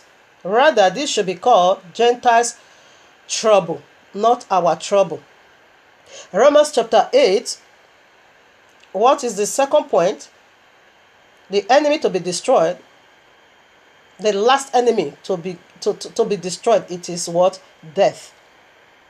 Out of this world. Romans 8, 21 to 23. Because the creature itself, even this world also is going to be delivered. Okay? It's so filthy now. Due to what it once was. It's so filthy. It's so filthy. Because the creature itself also shall be delivered from the bondage of corruption. The earth also is in bondage. It needs a new body. Of corruption into the glorious liberty of the children of Yahuwah. Oh yes, sir. That is correct. For we know, 22, for we know that the whole creature, you see, the whole creation, the whole creation groaneth. Why are you calling it Jacob trouble? It is the whole world trouble. Sharia law is in the four corners of the earth. Why calling it Jacob trouble, the people of the book trouble? No. It is Gentiles trouble, the whole world. For we know that the whole creation groaneth and travaileth in pain together until now. It is not Jacob trouble, it is Gentiles, the whole world trouble. 23. And not only they, listen now, but ourselves also, which have the first fruits of the Spirit. Our spirit is saved right now. And that was why I said, when a believer died out of the body, you did not die. You are just going home for celebration. We see a white cloak, a rope was given unto the jubilated, dancing on the dragon's head, as I'm doing it over here. We do it over there, and I do it over here. Yes, we dance on the dragon's head. We are the first fruit of the Spirit, but our body needs redemption. Even ourselves grow within ourselves, waiting for the adoption, to wait the adoption of our body. The one that is going to cut up within is still, the flesh is still going to be done away with. Now we'll now return back to the glorious liberty of the first Adam and the first Kawa. No mercy and the blood now will not takes over, and no more cry. That is why no more cry, no more sorrow, no more tears. For the former things has passed away. Behold, I make all things anew now. All right. So we are done with point 2. Now we proceed to point 3. Excuse me. And here is the meat. Here is the meat. Among all the 4 points, here is the middle point 3. How does it go? Here is the meat, the strong meat. Point 3 goes this way. It is an abomination to be praying for the dead. Excuse me, my people. It is an abomination. It is an abomination to be praying for the dead. For there is no change in the spiritual condition. No change over there. No repentance in the grave. Why praying for the dead? I see this in Christendom. I see this in Islam. They will be saying, peace be upon. Muhammad is dead. Excuse me. There is no peace for the wicked.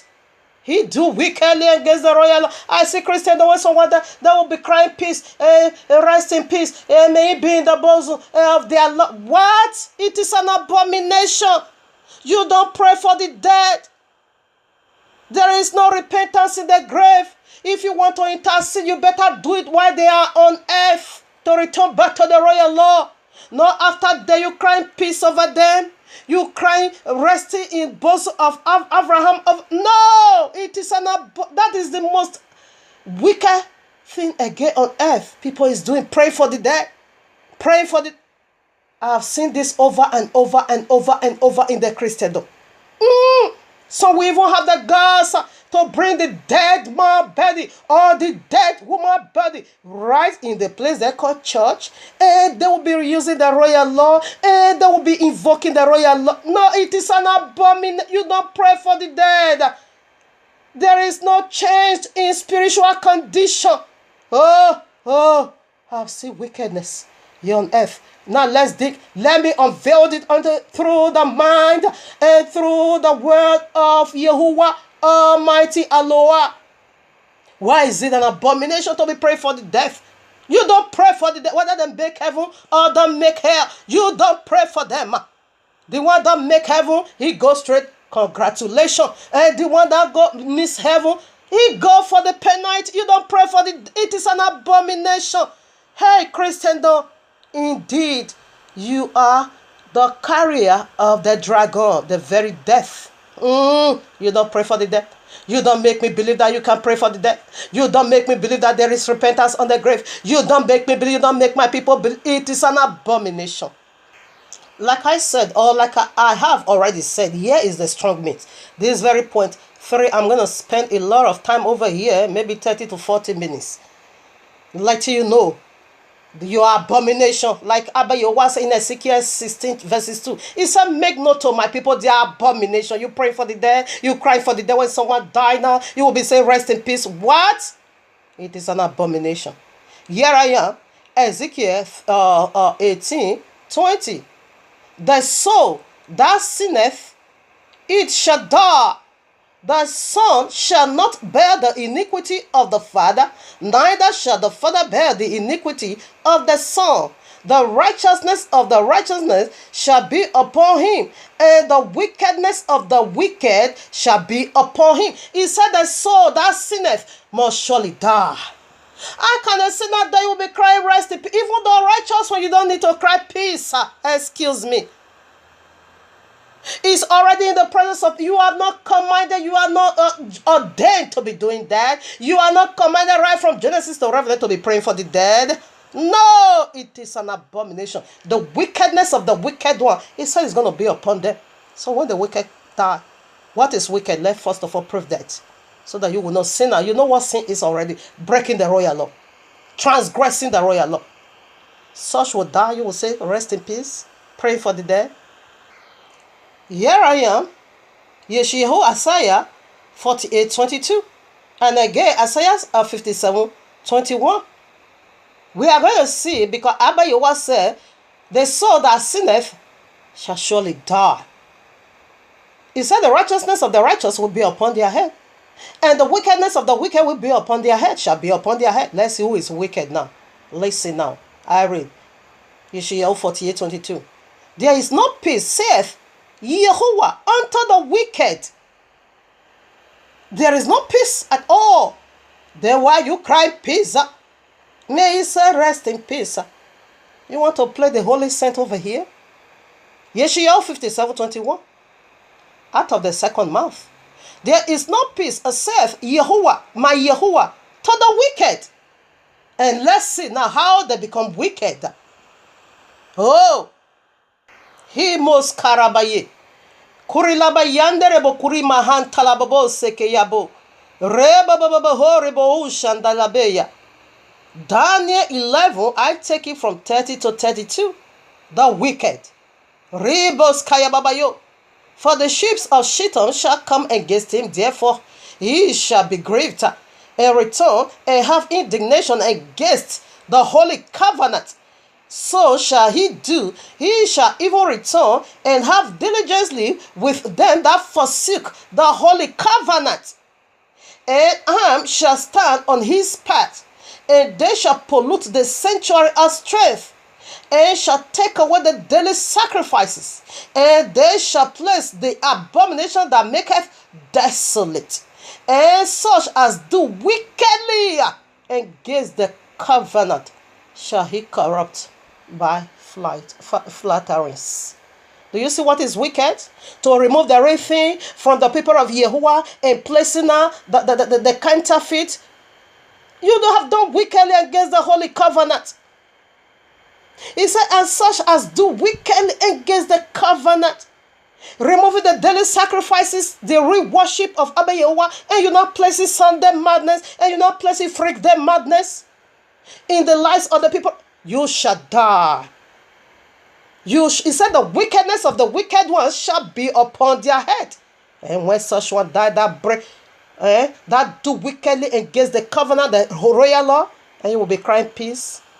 So Yedipo will die, you will be crying peace. Adeboye will die, you will be crying peace. Suleiman will die, you will be crying peace. Richard Jaffa will die, you will be crying peace. Krista Hinome will die, you will be crying peace. Peristo will die, you will be crying peace. Joanita, you will be crying peace. What? Or what they call that is preaching with that two nipples out. Pastor Latasha will die, will be crying peace. Those ones that do wickedly against the holy covenant, removing the real thing and not placing the abomination of desolation, not just in their temporary law, but they also place it now in their congregation. Keep it sun, the day of sun, worshiping, commemorating the day this deity fell from glory, the one that is called death. Such one will die, will be crying peace. TB Joshua will die, Suleiman will die, will be crying peace. They have done wickedly against the covenant. There is no peace for the wicked, okay? Judgment begins in the household of Abba Yehovah. There is no peace. These are the people Abba Yehovah said he himself is going to slaughter them. You'll be crying peace. He started slaughtering already. You are crying peace. All right. Crying for peace. Peace for the wicked. It is an abomination. Here I am. See what Abba Yehovah told us to be doing. Yeshayahu 66:24, what he said. And they shall go forth and look upon the carcasses of the men that have transgressed against me. For their worm shall not die, neither shall their fire be quenched, and they shall be as harboring unto flesh. He said the true worshipper on every Shabbat. Okay, let me take it from 23. And it shall come to pass that from one new moon to another, and from one Shabbat to another, shall all flesh come to worship before me, saith Yahuwah, and they shall go forth and look upon the carcasses of the men that have transgressed against me, for their worm shall not die, neither shall their fire be quenched for all eternity. The people himself that he said they transgress against me, therefore I'm going to put them to death, and you will be crying, may so rest in peace. Be careful, so that you shouldn't be bringing the same judgment to yourself. By so doing, you are doing wickedly against the covenant again. Here I am. Luke chapter 16. I take it from 19 downwards. There was a certain rich man. This is how you do wickedly against the holy covenant. There was a certain rich man which was clothed in purple and fine linen and fed lazariously every day. And there was a certain beggar named Lazarus, which was laid at his gate full of sorrow, and desiring to be filled with the crumbs which fell from the rich man's table. You are rich, you couldn't help the poor. You are rich, you couldn't set him free from this bondage. You are rich, you couldn't heal this pain. You are rich, you close your eyes to the poor. You are rich, yeah, you couldn't see the suffering of the poor. David Oyedepo having 4 private jets. Oh no, you are rich. You are rich. A poor man sitting on your gate, longing, desiring. I strongly believe not every day is getting that food from you. From the one that falls from your mouth. You are rich. Yeah, you couldn't help someone. Really? Messiah said unto the rich man, you want to enter eternal life? You want to be perfect? Go, therefore, sell all your things and give it to the poor. Just handle it to the poor. Then come and follow me. You sit at your peace, and when you die, they will be crying peace. Oh, no. Anyone that does that is bringing causes of damnation upon his or our soul. 22. And it come to pass that the beggar died and was carried by the angels into Abraham's bosom. And the rich man also died, and he was buried. In hell, he lift up. Listen now. This is our attitude. In hell, he lift up his eyes, being in torments, and seeth Abraham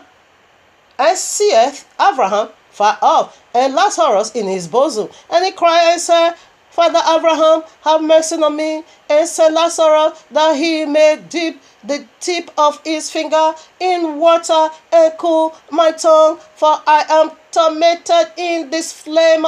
But Abraham, this is our song, but Abraham said, Son, remember that thou in thy lifetime receiveth thy good things, and likewise Lazarus evil things. You close your eye to the poor, and you say you're going to be having peace. But now, where Abba Yahuwah said, he that gave to the righteous, or he that helped the poor, you have given unto me, Matthew 25, Matthew 25. I was hungry. You didn't give me food. I was thirsty, homeless. You close your eyes to the poor. When you die, you say you're going to heaven. People crying peace over you. All right now. Lazarus evil things, but now he is comforted and thou art tormented. And besides, here is our music. Beside that, beside all this between you and us, there is a great gulf feast. When you enter that, I can pray for you. I can intercede for you. I can do absolute nothing. There is a great gulf. You have your already. That is your judgment. And Lazarus is judgment. Please stay on your, and I stay on my hope. Why should I? Father Abraham saw the pains of, but rather he never intercede. Rather he never prayed. Rather he still speak the mind of Yahuwah. No, it's not possible. That is your place. There is a great gulf. And this gulf is being said by Abba Yahuwah. Why should I be crying peace for you? He said, now you are tormented. Face the music, my people. Face the music, my friend. And stop that nonsense. Rest in what? What? Okay.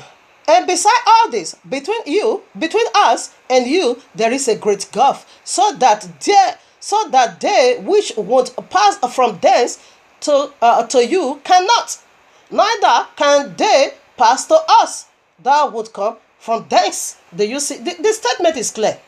Give what belongs to Caesar is very clear. You can't bring the two together. When someone dies, you are praying, rest in peace. No. Where you are, face the music, okay? You can't come to me. If you are in the link of fire, you better face the music. That is the second death. Fix it. Why should I be crying? Oh, when I know who you are. Crying. Even though you are righteous, I meant not to cry for peace for you. Because you are in the better place. Rather, you in heaven, you should be the one to be crying for my suffering. Be in the body of corruption. When you look upon me, you should be crying for me. Because you are in a better place where there is no more sorrow, full of joy eternal. You don't pray for the righteous when they die, rest in peace. No, no, no. It is an abomination. You are saying the words of Yahweh is not completed in them. You dance the music, okay? And that was a mistake of Job. Job was interceding, pleading, doing the works of high priest in the life of his 10 children, year after year, whereby these children never sinned. Why must you be praying for someone that is already in peaceful place? Rest in peace. Did they ask you that I'm in torment, that you should pray for me in peace? Did the person that died ask you for prayer for peace? No. Where a righteous man died, you need not to pray rest in peace. Rather, you bless Abba Yahuwah for his life. Your spirit, if you are also righteous, your spirit is going to confirm that this person is going home. Definitely your spirit will confirm it. When my mother died, as I earlier said in my little biography I gave to my followers, what happened? I put on a sackcloth. In my vision, a man came to me and take it off and I put on a white garment on me. Why? He said, why should you be sorrowful? She's home. She's home. She's in a better place. Don't feel sorrowful. Rather celebrate that she make it to heaven. He took it off. When I wake up, first thing I did, all those nonsense, black. I just take it off and I begin to walk on the street. And I say, there is no, you don't put on black. I said, why should I put on? Am I mourning? No, my mother is in the Revelation. And I begin to quote Revelation 21.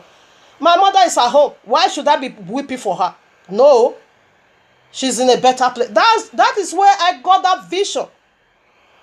That is where I caught it. Why should it be more, peace. What peace? She's in a better place, said Abba Yahuwah. Even though she was in the bosom of Father Abraham, being rooted, all of them straight away in heaven to home last year. But she was already in the better place. No tears over there, okay? It is wonderful. Father Abraham couldn't intercede. Father Abraham couldn't do nothing about this rich man that do wickedly against the covenant. He couldn't do nothing. Did you see? He spoke the mind of Abba Yahweh. He said, if they could not listen. The rich man also make another request. Okay, no problem. I lost it already. I missed the... Okay, now please, I have 5 brothers. Go and... He said, no, that has never been done. They have the law and they have the prophet. So let them listen to the law. The law is more authentic and the prophet is more... They are more authentic. Stop that. He couldn't give to him none of his requests. That is how we should be doing as the people of the book. Why should I be crying when I know who you are? Even though I don't know, I don't need to cry for peace for anyone. I don't need to pray for peace for anyone. You make heaven her glory. You done the sorry.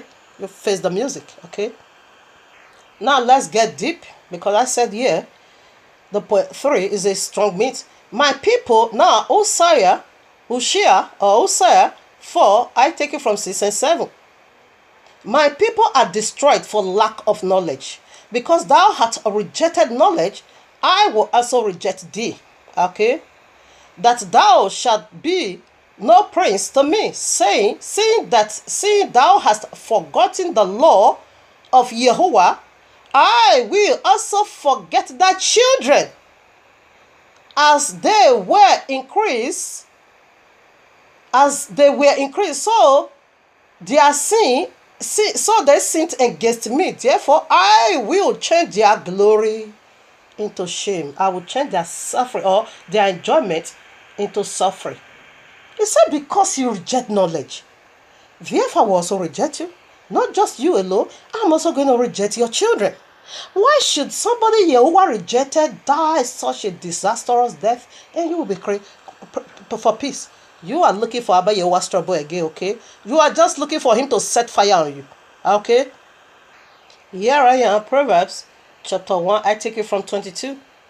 How long, oh yes, simple ones, will ye love simplicity, and the scorners delight in their scorning, and fools hath and fools hate knowledge. What did Abba Yahuwah say? He said, my people are destroyed or perished for lack of knowledge. And fools hate knowledge. For that simple reason, Abba Yahuwah said, I'm going to handle you to the will of your enemy, like he saith in Yeshayahu. He said, your enemy that seek for your very soul, I'm going to give you unto them to kill you. So now when your enemy kill you, people will be crying, peace. You are looking for Abba Yahuwah's trouble every now and then. 23. Turn ye at my reproof. Behold, I will pour out my spirit unto you. I will make you know my way, my words unto you. I will make known my words unto you. It is still pleading for you to return back. Come and know knowledge. Don't despise knowledge, okay? 24. Because I have called, listen now. Because I have called, and ye refused that. I have stretched out my hand, and no man regarded it. But ye have set at naught all my counsel. I tell you, do like this and don't go like this. You ignore it. And would know of my reproof. No, you ignore all.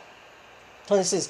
I, listen now. I also will laugh at your calamity. Did you hear that? I take it again. 26 now. I also will laugh at your calamity. I will mock when your fear cometh. I will mock you. When your fear cometh as desolation, and your destruction cometh as a whirlwind. He said this thing is going to come to you as a whirlwind. Islam, they are whirlwind. When distress and anguish cometh upon you, then shall they call upon me, but I will not answer. No, not at all. But I will not answer. They shall seek me early, but they will not find me. Because you provoke him now into anger. He's not going to listen to you anymore. For that they hate knowledge. You see the reason why he rejects you? For that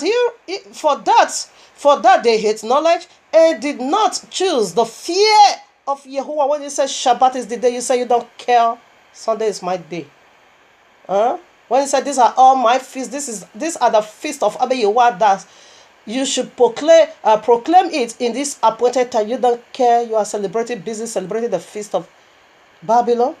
You don't fear him. Say, fear ye not me. All right now.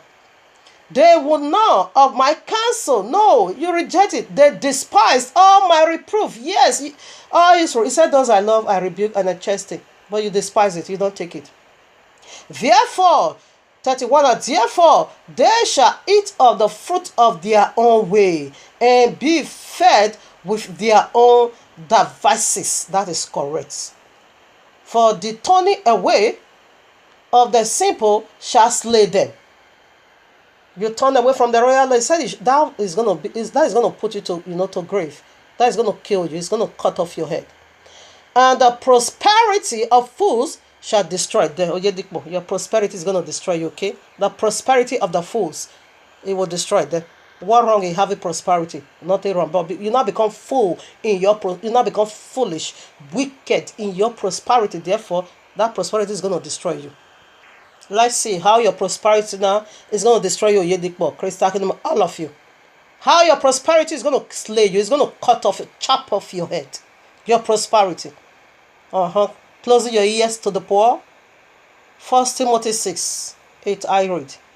And having food and raiment, let us be there with content. And that is all you need. Because this first, everything is going to be done with. It's not eternal. The eternal is what we long for. Having food now, having clothes, that is enough. Okay? Now, but they that will be rich fall into temptation and a snare, and unto many foolish, the prosperity of the fool will destroy them, and into many foolish and hurtful lusts, which draw men into destruction and perdition. For the love of money is the root of all evil, not some, okay? Which wise some convent after they have erred from their faith and pierced themselves through with many sorrows. You, Oyedipo, for private jet? Really? Adeboye, 1 billion request? Really? From who? A billion? Really? Chris, all of you. Your prosperity gonna destroy you. And again, what is the title? The mystery of death. It is, let the dead bury their dead. Here I am now, Luke 9, I take it from 59 to 60. And he said this, he's talking about Yahushua, HaMashiach. He's the one speaking over here. And he said unto another, follow me. But he said, Adonai, suffer me first to go and bury my father. To bury your father? Really? Deny my words for your father? All right, now sister Yahushua. Yahushua said unto him, let the dead bury their dead. But go thou and preach the kingdom of Yahuwah. Why this? Is it wrong to bury somebody? Is it wrong? Is it a sin? When your father died, I buried my mother. Okay? When your father died, is it wrong to bury? Not at all. Why did Yahushua say it? Because the father is dead already. The father died a second death. The father never died the first death. That is, the father never make it to heaven. Why waste your time for something that is nonsense? Something that the war and the fire of his torment won't quench for all eternity. Why waste it? You will deny me for this nonsense? Let the dead, let Abadedo is the dead. Let him go and bury your father, because your father is his property. He have just killed your father with the eternal destruction. Therefore, let the dead bury their dead. Your father is the property now of the king of the dead, which is the Abadedo, the serpent, the dragon, the spoiler, the destroyer, the waster of soul, the plant, the changer of plants. He brought about death, the poisonous tree, the aircraft that descend upon all of us while we're still in the loins of the first man and the first woman, and not some right away to the lake of fire, and now put some of us in the state of coma that will now need life support machine, which is the blood of Yahushua HaMashiach. He is the owner of your father. That your father is his property. Let the dead bury their dead. Excuse me. You deny my words. You deny the words of the kingdom for this nonsense. It's not honored, okay? Let the dead bury their, because their father is dead already. This is somebody else's father. But the father, son, didn't see the reality of his father. But Yahushua knew. He's the judge. He knew where he cast his father into. To the bottomless pit, to the Hades, okay? Waiting for the final and the eternal judgment of the lake of fire. You're going to deny me for this nonsense that rejected me and not accept life? Let the dead bury their dead, okay? Your father is, is gone for all eternity. When Lazarus died, how did he put it to? He said he was sleeping. Sleep, okay? When the righteous die, they go back home for rest. But this one, let the dead bury their dead. Abadedo is the author of your father, so let him go and bury him. You don't waste your time for that nonsense. You praying for the dead? This man was being denied not to go and bury his father. You pray for the dead? Rest in peace? Really? You are just required. You are calling for war. Father Yahuwah again. Now listen. Here I am, Matthew 10, 34 to 36 or 9 also. Think not that I am come to send peace on earth. I came not to send peace, but a sword. Okay? For I am come to set a man against his father. And daughter against her mother. And daughter-in-law against mother-in-law. Okay? Enemy of a man. Let me first of all comment before I take that enemy of a man. So what is Messiah saying? Will you get the picture? Okay? So people are always going to say, why did this man didn't come to bury his father? What is that? Yes, he said his son against father. Why? Because the father belongs to the kingdom of destruction and the son belongs to the kingdom of life. Alright? The son belongs to heaven while the father belongs to the lake of fire. And they are not one family anymore. Okay? These are two kingdoms. These are two different people that must be separated from each other. And death has just done that. And lake of fire has just done that. Lake of fire is the separation. The people are the children of their unlawful bed. They see the serpent from the righteous. This is how the lake of fire is going to separate them all from the people of the book. So that is what he's talking about. To set father against son. You see now the son. I said you cannot go and bury your father. Not. Your father is dead. He belongs to the property. It is the property of the devil. Let him go to where he belongs. You cannot deny my kingdom for that nonsense. You pray for the dead. Okay, now. Which one is heavier? For you to pray for the dead or for you to be denied not to bury your father? Which one is heavier? 36 now. A man's enemies shall be they of his household. Who was that enemy? It is simply the death. The Ogiwezi. The Ogiwezi. Ogiwezi means the king of death.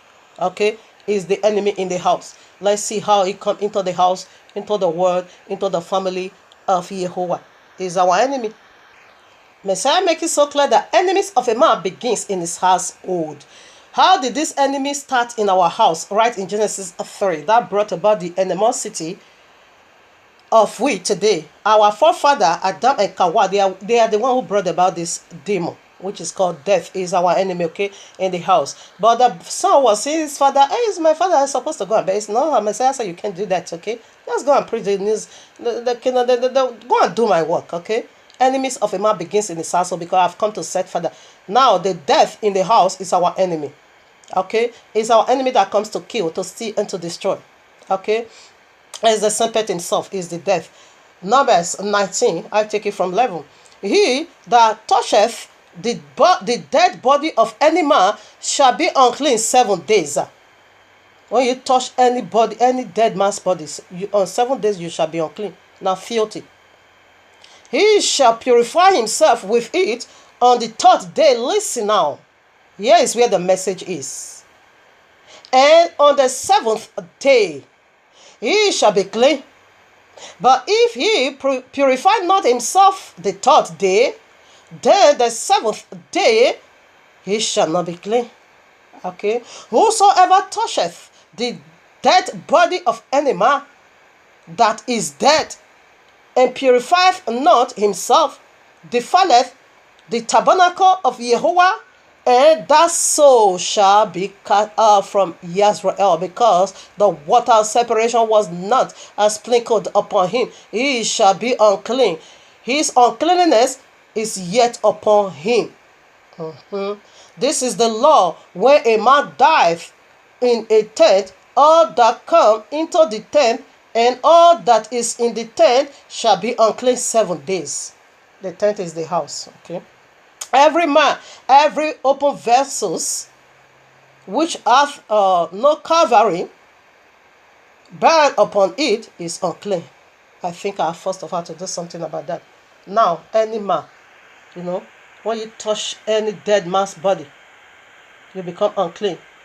And you need to be clean the 3rd day and the 7th day. The 3rd day, which is the midst of the week, the 3rd day, that simply represents the first coming of Yahushua HaMashiach. Okay? And the 7th day, which simply represents the 7,000 years, his second coming. That is where the final cleansing is. Now, today, in the whole world, each one of us has already touched the dead man's body. We have touched dead man's body, and that defies you and me. I wasn't there when the first man did that wickedness, or the first. I wasn't there, but because we all proceed from there, and the death sentence of Adam and Kawa now passed on from generation to generation unto you and me. I wasn't there, you wasn't there, but we be a partaker of that curses. Anyone who toucheth dead man's body shall be unclean. And you and me just did that from where? From the first Adam. The second Adam already died, but people are still dying. The saints is still dying. All the 12 apostles, they are still beheaded. They are still dying. Why? Yes, because death is going to reign until 7,000 years, which the very one will begins already. Any man that toucheth that dead body is unclean is unclean. You must be purified. And now how are you going to be purified? You would first of all purify on the 3rd day. That is the first coming, the works of the cross. And the second purification will take place now where? On the 7th, that is the Shabbat, the transfiguration. That is the kingdom of this great king. That is where I just read in Matthew 17:1-7. Matthew 16:28, you will not test death anymore. 17, transfiguration in the 7th, after 6 days. We are already after 6 days, we are already in the beginning of the 7th, which is the Shabbat, the 7,000 years of Abba Yahuwah, when everything now will be placed in order. In the end of this 7,000 years, all iniquity is going to be wiped into the lake of fire. That is the white judgment throne. There, the 8,000 year begins. That is the new beginning. No more of this nonsense. That is where Eden's garden in the whole world will not come down. In Revelation 21 and Revelation 22 is restoration to what took place in Genesis 3. We're returning back to Genesis 1 and 2 again. That is what Revelation 21 and 22 is. Because Genesis 3, Bereshit 3, contaminate the whole system.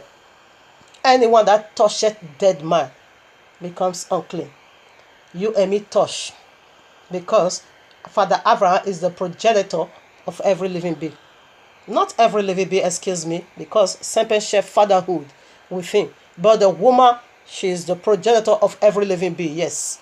She brought about it. She opened the door because she now become uncovered. They say any vessel opened, any vessel uncovered.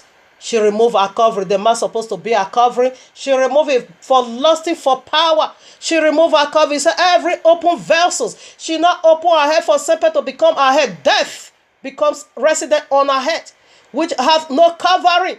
Bed upon it is unclean. The woman exposed her head for serpent to love to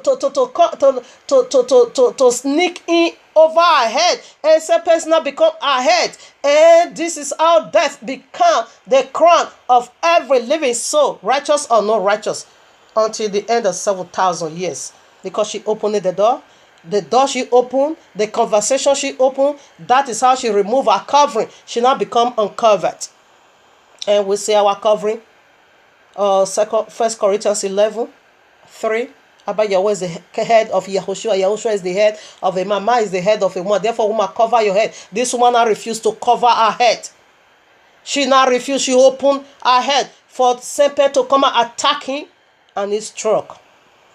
And this is how death passed from them both into you and me.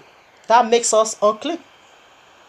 Death sentence in the system of Adam is in everyone. It said from Adam, death reigned. Death passed through all from him. So this is why we are unclean. So the final cleansing of this death, it is in the 7th. If you are not cleansed in the 3rd, therefore in the 7th, it said your own blood is going to be upon your own head. Therefore, that is second death, facing the lake of fire. Okay.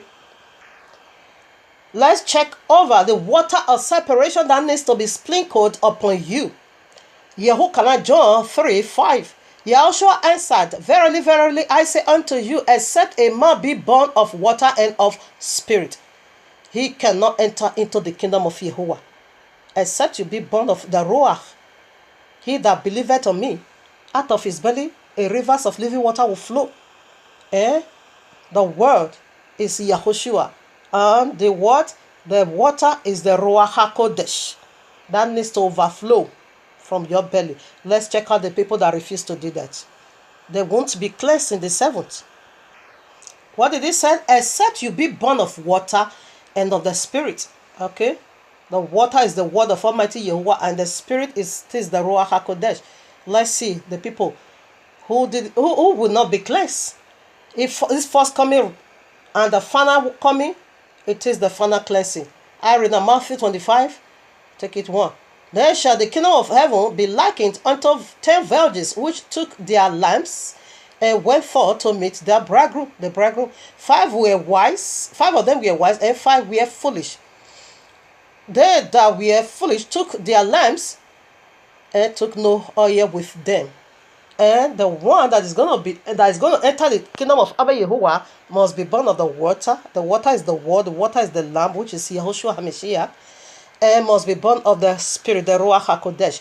What is the symbol of the oil? Oil simply represent the Ruach HaKodesh, the spirit, the Holy Spirit. That is the representation of oil, okay?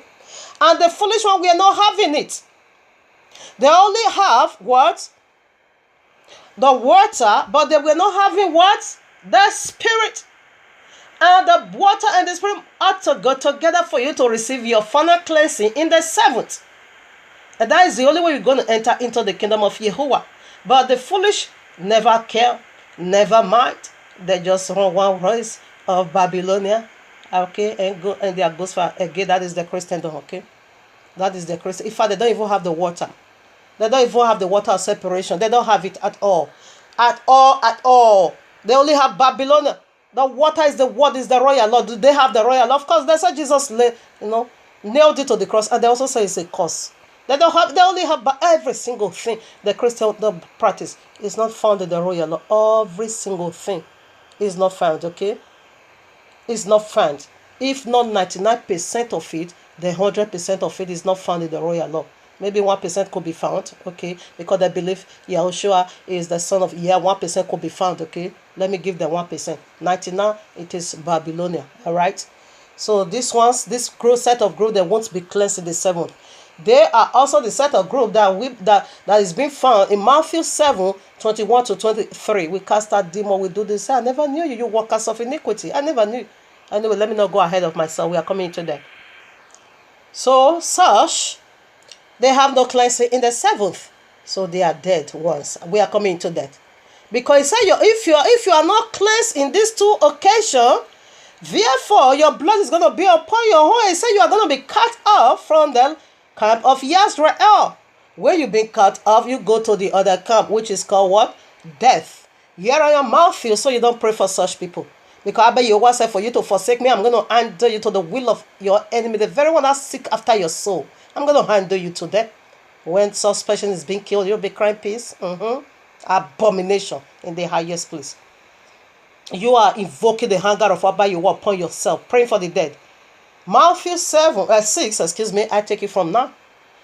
After this manner, therefore you pray ye. Listen, I take it against Messiah talking, teaching the disciple what they should pray for.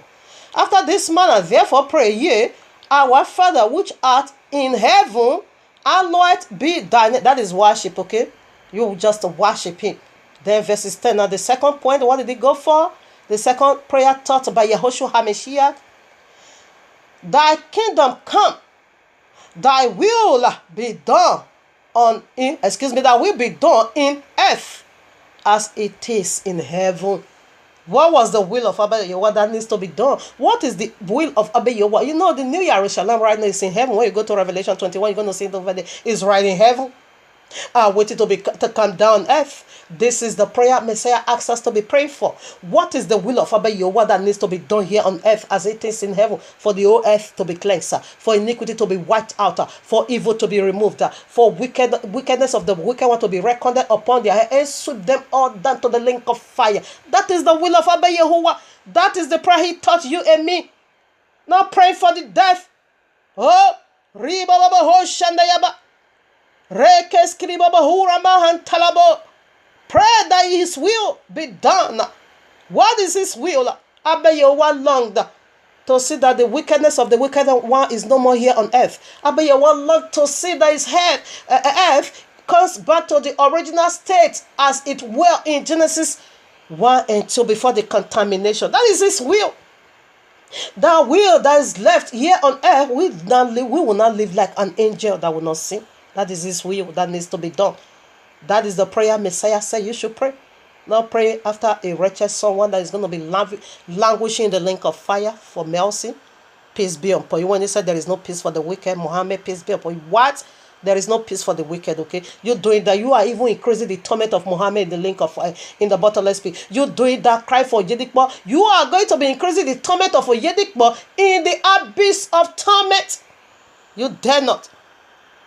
Know ye your enemy. Death is your enemy. Wherever you want to put someone right now to death, you will be crying for peace. Then that enemy will visit you.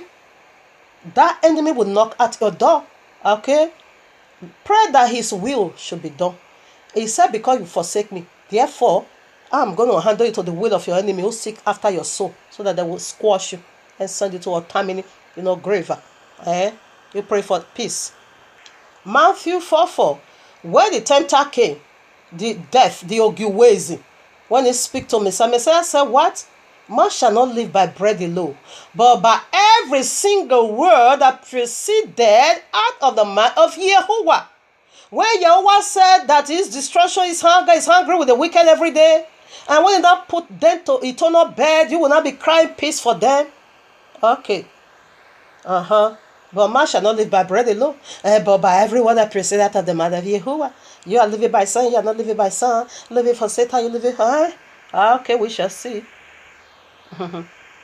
Hear the prayer of Yahushua HaMashiach. John 17. Oh, excuse me. Yeah, John 17, I take it from 8. For I have given unto them the words which thou givest me, and they have received them, and have known surely that I came out from thee, and they have believed that thou didst send me. Now, I pray for them. I pray not for the world. No, not that I didn't pray for the whole world. No, I pray only for them. I pray for them. I pray not for the world, but for them which thou hast given me. For they are mine. For they are thine. They are your own. This is his last prayer. He prayed for his disciples before he goes to the cross and face his enemy. I pray for them only, his own people, not for the dead. Let the dead bury the dead, okay? Here I am. Excuse me. Okay. Revelation 19. Where am I going to take it? Okay, let me take it from... Okay, 13 now. And he was clothed with a vesture dipped in blood. And his name is called the Word of Yahuwah. The Word of Yahuwah is the double-edged sword, okay?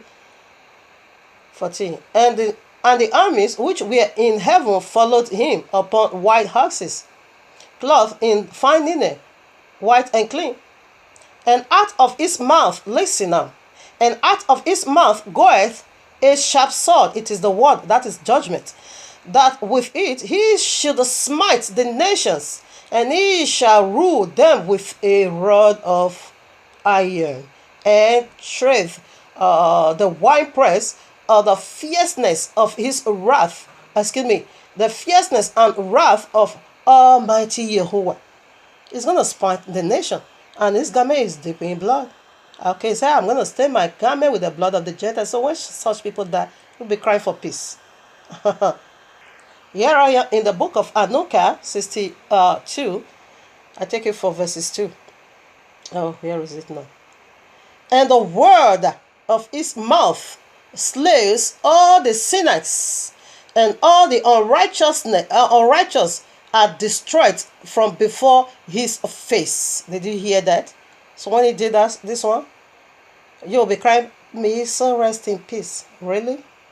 And they shall stand up in that day, all the kings and the mighty and the exalted and those who hold the earth, and they shall see and recognize how he sits on his throne of glory, and righteousness is judged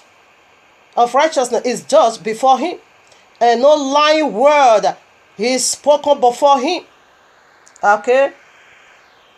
Now verses 4. They shall pay come upon them as on a woman in a travail, and she has pain in bringing her forth when her child enters the mouth of the womb, and she has a pain in bringing forth. He said, what are these coming? Both man and woman, they are all going to enter labor room, Man is going to enter labor room. That is how he described the pain. If you are a woman, you've been there, you understand what I'm talking about. Both men and women, they are going to enter labor room, okay? that is how he described the pain. And 2 Thessalonians, 1 Thessalonians 5, we also got the same reckoning over. They say why they are saying peace and safety, sudden destruction will come upon them as a woman travaileth in pain. This is how he described it. So this is how severe the pains of this end times is going to be. So when someone die you will be crying for peace. Really? You are not his army, because his army, we are praying for his will to be done. 5 now. And one portion of them shall look on the other, and they shall be terrified, and they shall be downcast of countenance, and pain shall seize them when they see the Son of Man sitting on the throne of his glory. This is the book of Anuka. Okay, wonderful. And I go for 7. For from the beginning the Son of Man was hiding, and the Most High preserved him in the presence of his might, and revealed him to the elect. We knew him. He did not done away with the Lord. We knew him, okay? He's our Messiah until heaven and earth packs away. That is how we knew him. My sheep know me, they know my voice. When I call unto them, they just know my voice and follow me, okay? He said, the Son of Man is being revealed to the elect. We knew him. Verses 9. And all the kings and the mighty and the exalted and those who rule the earth shall fall down before him on their faces and worship and sit there. Listen now how these people is also worshiping. Is it now you want to worship the Son of the Most High? Is it now you want to recognize him? Oh, Shabbat is the day. Oh, Feast of Purim. Oh, Anukai. Oh, Passover. Oh, unleavened bread. Is it now you want to do it? Oh, his name is Yahuwah. Really? His name is Yahushua. Hey, no more Jesus. No, it's too late, baby. And the earth shall fall before him on their faces and worship and set their hope upon that Son of Man and petition him. Listen now. And petition him and supplicate for mercy at his hand. Listen now, whether he's going to take this worship or he's going to take this supplication or he's going to have mercy upon them as they requested. Verses 10. Nevertheless, the YAHUAH'S Spirit will not, the YAHUAH'S Spirit will suppress them that they shall hastily go forth from his presence, and their faces shall be filled with shame, and the darkness grow deeper on their faces. Okay, and he delivered them to the angels of for torment, to execute vengeance on them, because they have oppressed his children and his elect, and they shall be a spectacle for the righteous and for his elect, and they shall rejoice over them, because the wrath of YAHUAH'S Spirit rests upon them, and his sword is drunk with their blood, and the righteous and elect shall be saved on that day, and they shall never thenceforward see the face of sinners and unrighteousness anymore. Did you just caught a glimpse, or did you get any? We are not going to see the face of sinner anymore. Did you hear what he's talking about?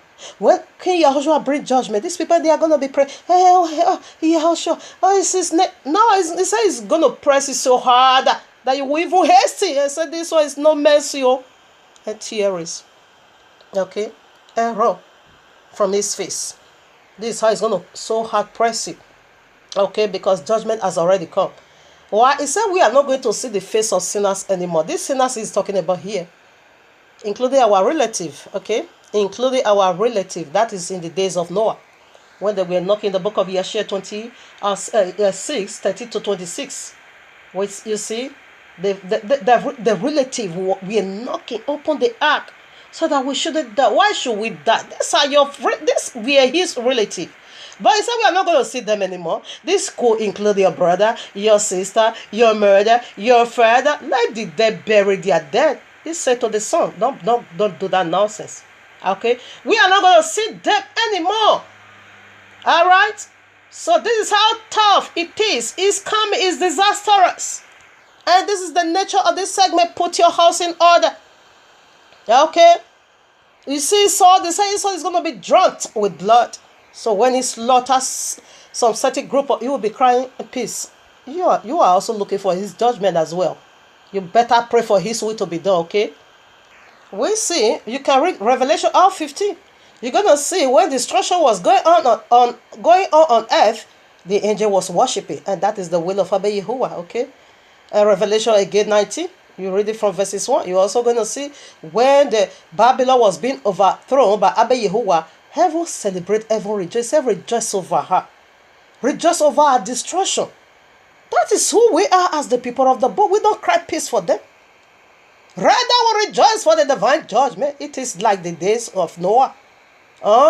What about Exodus 12? Where every firstborn was being slaughtered, we rejoice over the destruction of our enemy.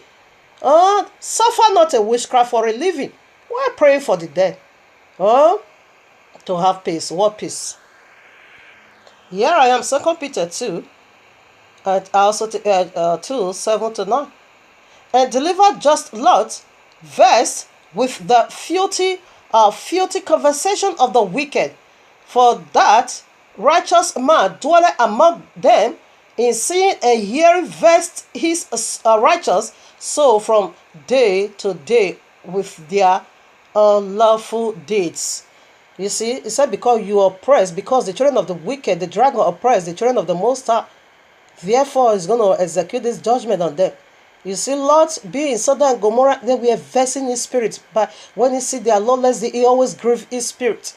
His spirit always grieved by the wickedness of their lawlessness. He grieved his spirit. He put his spirit in sadness. Like me, likewise, because we will go by the mind of Abba Yahuwah. Okay, we can't rejoice over someone doing wickedly. When I know that thing is provoking, my Father will be rejoicing. No. It grieved my soul also. Exactly what was going on in the life of Lot in Sodom and Gomorrah.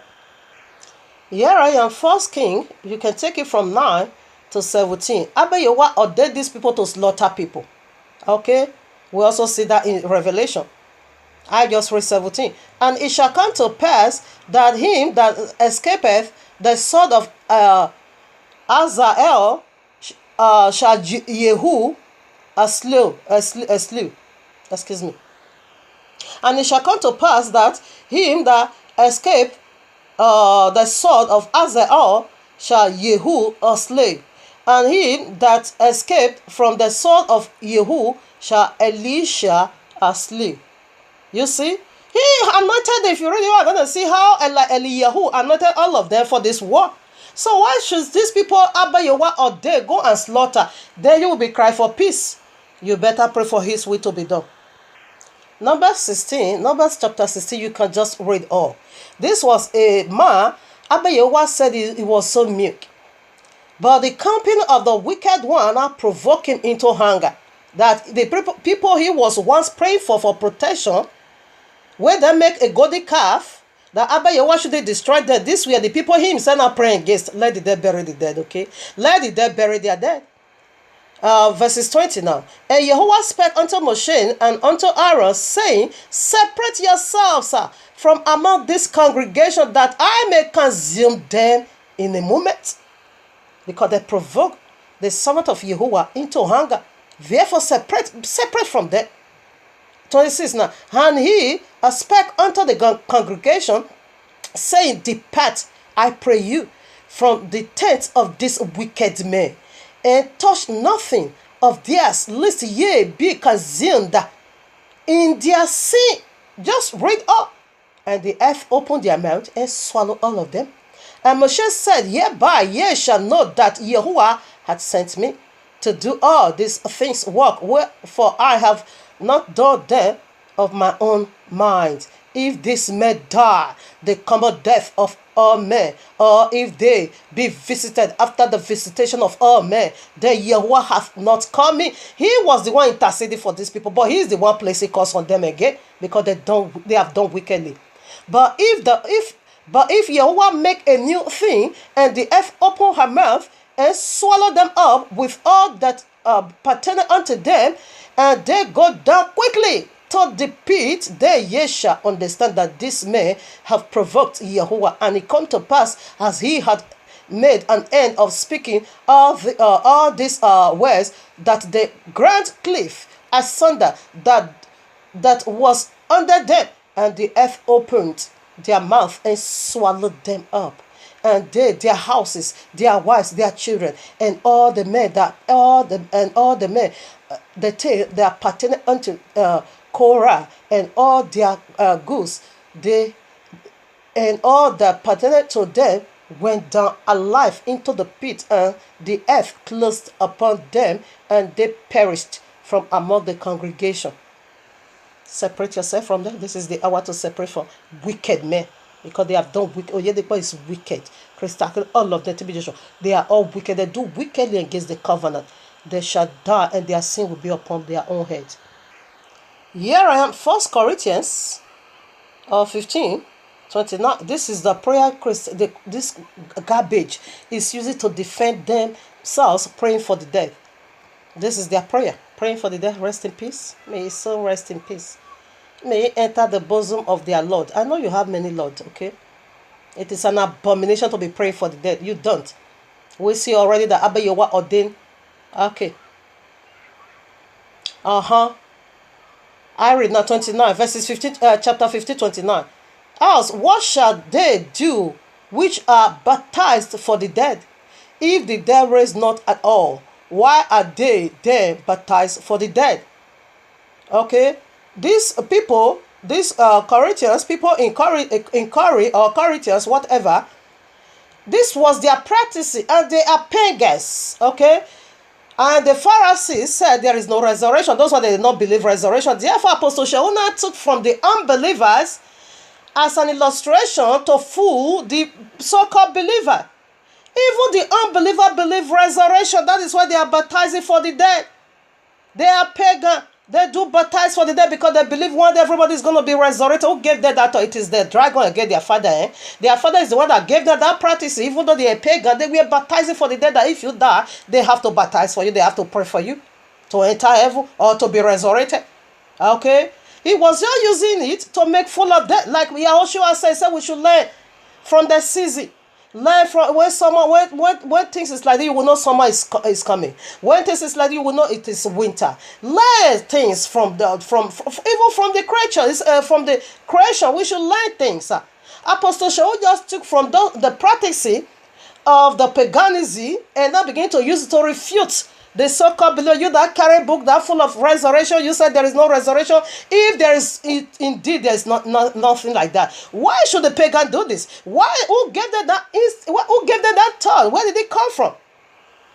That the dead one day is going to be rising, and that is their belief that they now begin to pray for the dead or whatever, baptize for the dead. Of course, the dead is going to be raising. Everyone is going to be raising. Okay, Daniel 12 verses 1 said that. The wicked will be resurrected, and why the righteous also is going to be resurrected, but depends on where you are going. That is the white judgment throne. That is also the second resurrection in Revelation 20. From verses 4 to 6, you are going to see at the end, you will see also in verses 15. Every one of us is going to be resurrected. So the pagan was having that thought from their demon, which is Abaddon, that they should be practicing it. So he was using it to refute them. He was not condoning it. He was not saying be doing, never. Rather, he himself rebuked you for it. This is YAHUAH'S assignment unto the apostles. So Apostle Shaul, once Pharisees knew what he was talking about. Here I am, Mark 16, I take you 15 to 16. And he said unto them, go ye into all the world and preach the gospel to every creature. He that believeth, listener, and is baptized shall be saved, but he that believeth not shall be damned. Why should he be praying for the dead, baptizing the dead, whereby baptizing and believing must be go together? Now that the dead, they are already dead, you are baptizing the dead, and the dead, they are already gone. Therefore, it's going to believe for them. The dead, someone needs to believe, and you need to be baptized. As you are baptized, you must believe. If you baptize only and look at it over at the end, he that believeth not is condemned already. If you only baptize and you did not believe the royal of Genesis to Revelation, you are doomed already. Now you baptizing the dead, but the dead did not believe. You pray rest in peace. You are baptizing them, but they did not believe. You can baptize them, but you cannot believe for them. You must believe. He said, if you don't believe, you are doomed already to eternal damnation. The Christians, they have never ever stopped in twisting the saying of Apostle Shaul. Here I am, 2 Peter 3, 15 to 17, and account that the long suffering of our Adonai is salvation, even as our beloved brother Shaul also according to the wisdom given unto him hath written unto you, as also in all his epistles, speaking in them of these things, in which are some things hard to be understood, which they that on length and unstable wrestle, You fighting against Yahuwah. When he put people to death, you are crying rest in peace. As they do also other scriptures unto their own destruction. When you misquote Apostle Shaul, he said it is for your own destruction. 17. Yea, therefore, beloved, see ye know these things before, beware, lest ye also be led away with the error of the wicked. Far from your own standfastness. You shouldn't be among the error of the wicked. No, don't be a part of it. Because it is their own destruction. You don't pray for the dead at all. You don't. You don't. Now, anyone who died, whether in Yahushua, you still need not to pray because you can't do that. It's in a better place. Okay? Anyone who died in Yahushua goes straight to heaven or heavenly bosom in hell. Okay? When someone died, like the elect, that is the great stipulation that is being extended unto them if it were possible. The elect will be deceived utterly. But we see Abba Yahuwah extend a great stipulation unto them that it is not utterly possible for the elect to be deceived. Okay, that is the vision Ezekiel I saw in Ezekiel 37. He said that we are in a massive graveyard. Like my brother and sister in the Christendom, it is massive graveyard. In the Islam, it is massive graveyard. But for the sake of the elect, males is being extended. Anyone that died, the elect that died in the Christendom, you don't need to pray for them. They are going straight to where? To the bosom of Father Abraham. The one that died in the royal law, that is in Yahushua, you go straight to heaven. How can you be praying for people that is in heaven? Where you also die, if you are the elect, you die. Right away, you go to the bosom of Father Abraham, according to vision, Abba Yahuwah has given unto me. You go straight over there. Because when he brought this vision, like I said, share in one of my messages, I think not too long ago, they were still on white robe. But that white robe was stained with the filthiness of Gentiles. But nevertheless, they never goes to the pit. Never. They are sent right away to the, to the bosom of Father Abraham, awaiting, like my mother, the testimony I share, last year in the Day of Atonement, my mother died 2011, but she was being taken into heaven last year in the Day of Atonement. It was awesome. Okay? All of them, as they go to the bosom of Abraham, they were still having this white garment. That is the salvation. It can never. It's if it were possible, it is not possible for them to be destroyed because their name already is being written.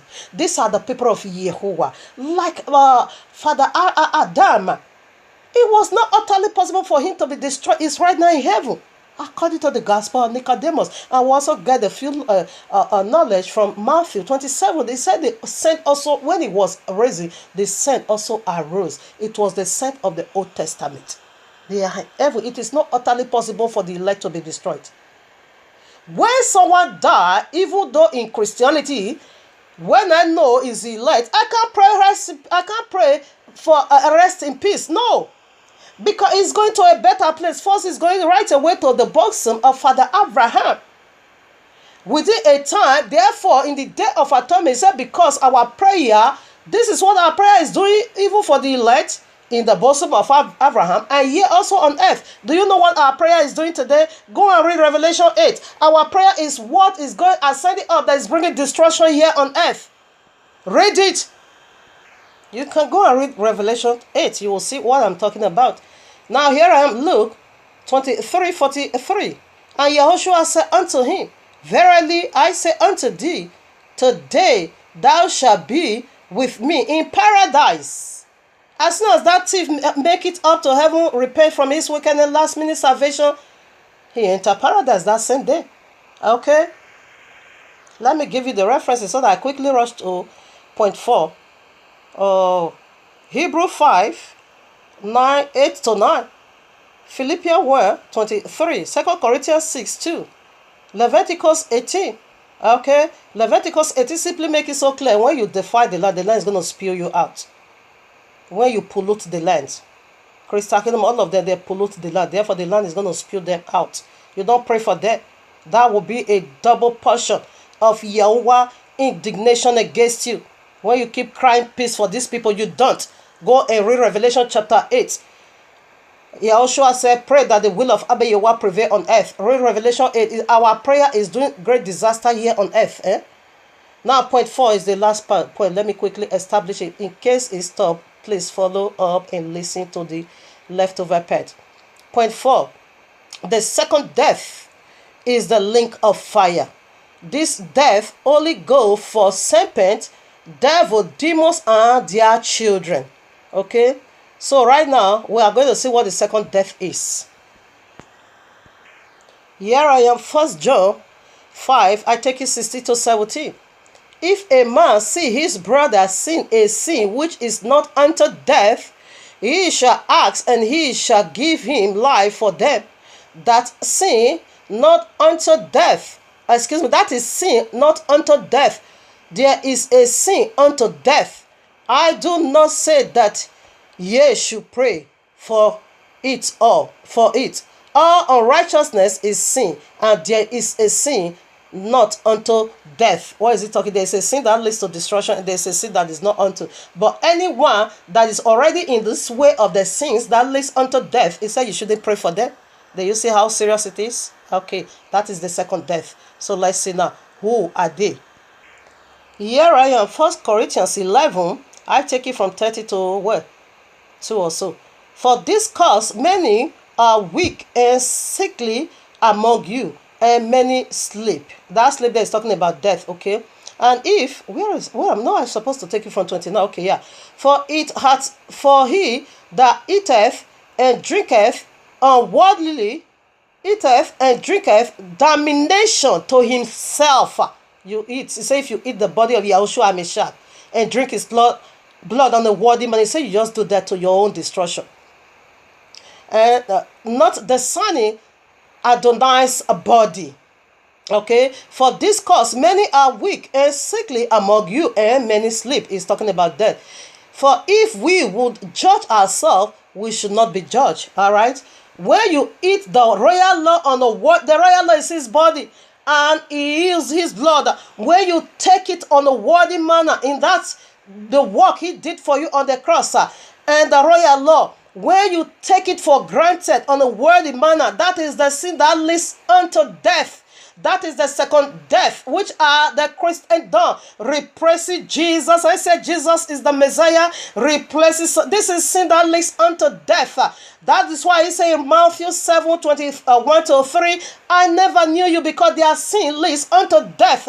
I do miracle. No, I never knew. I cast out. No, I never knew. I prophesied. No, I never knew. That is in my name.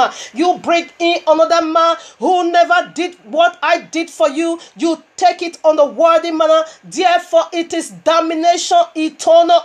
That is the sin. We should not pray for people like that. That is what 1 John 5:16-17 is saying unto you and me.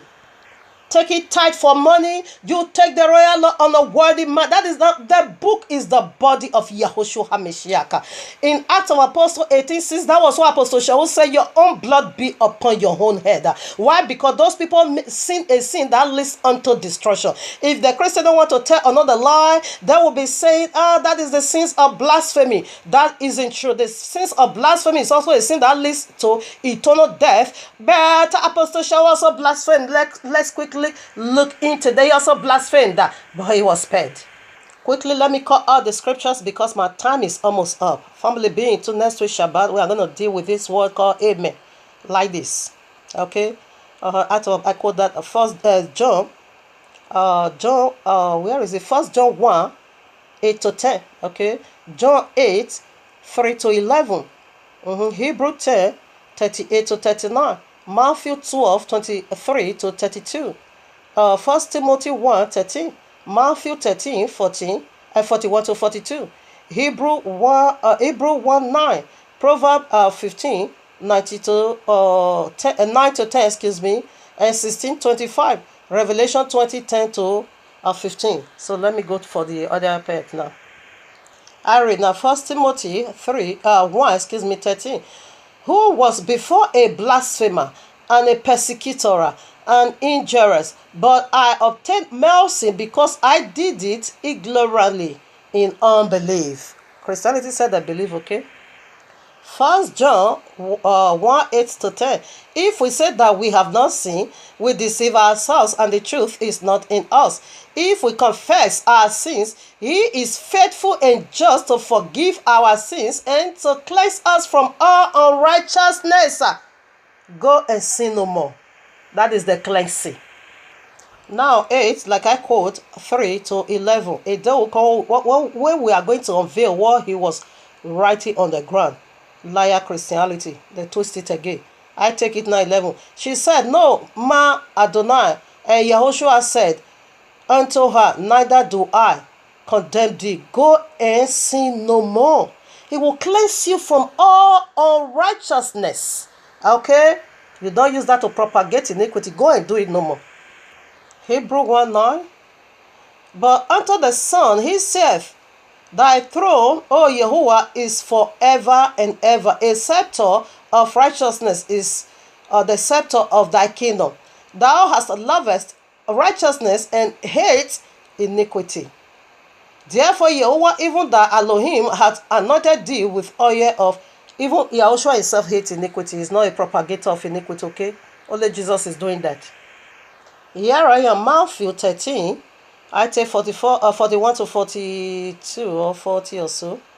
And therefore the tails are gathered and burnt in fire, so shall it be in the end of this world. The Son of Man shall send forth his angels, and they shall gather out of his kingdom all things that offend, and them which do lawlessness. Is going to kick you all out of his kingdom, and shall cast them into the furnace of fire. They shall be wailing and gnashing of teeth. Did you see what he's talking about? It's going to remove everything. These people, they were once so-called in the kingdom. These are not unbelievers. He says he's going to gather all of you out of his kingdom, which means these people were once into the kingdom, but he's going to throw all of you out because you did not pray for the will of Abba Yahuwah to be done. Family, stay in tune on the Shabbat, so you can read other scripture I couldn't read. My time is almost up. So he's going to gather all of you out. That is what he said. He's remove you every iniquity, Babylonian system. He's going to remove all of you into the other kingdom. Where is the other kingdom? The link of fire. So it is that is the second death. You can see Revelation 10, 20, 15, 10 to 15. That is the final death.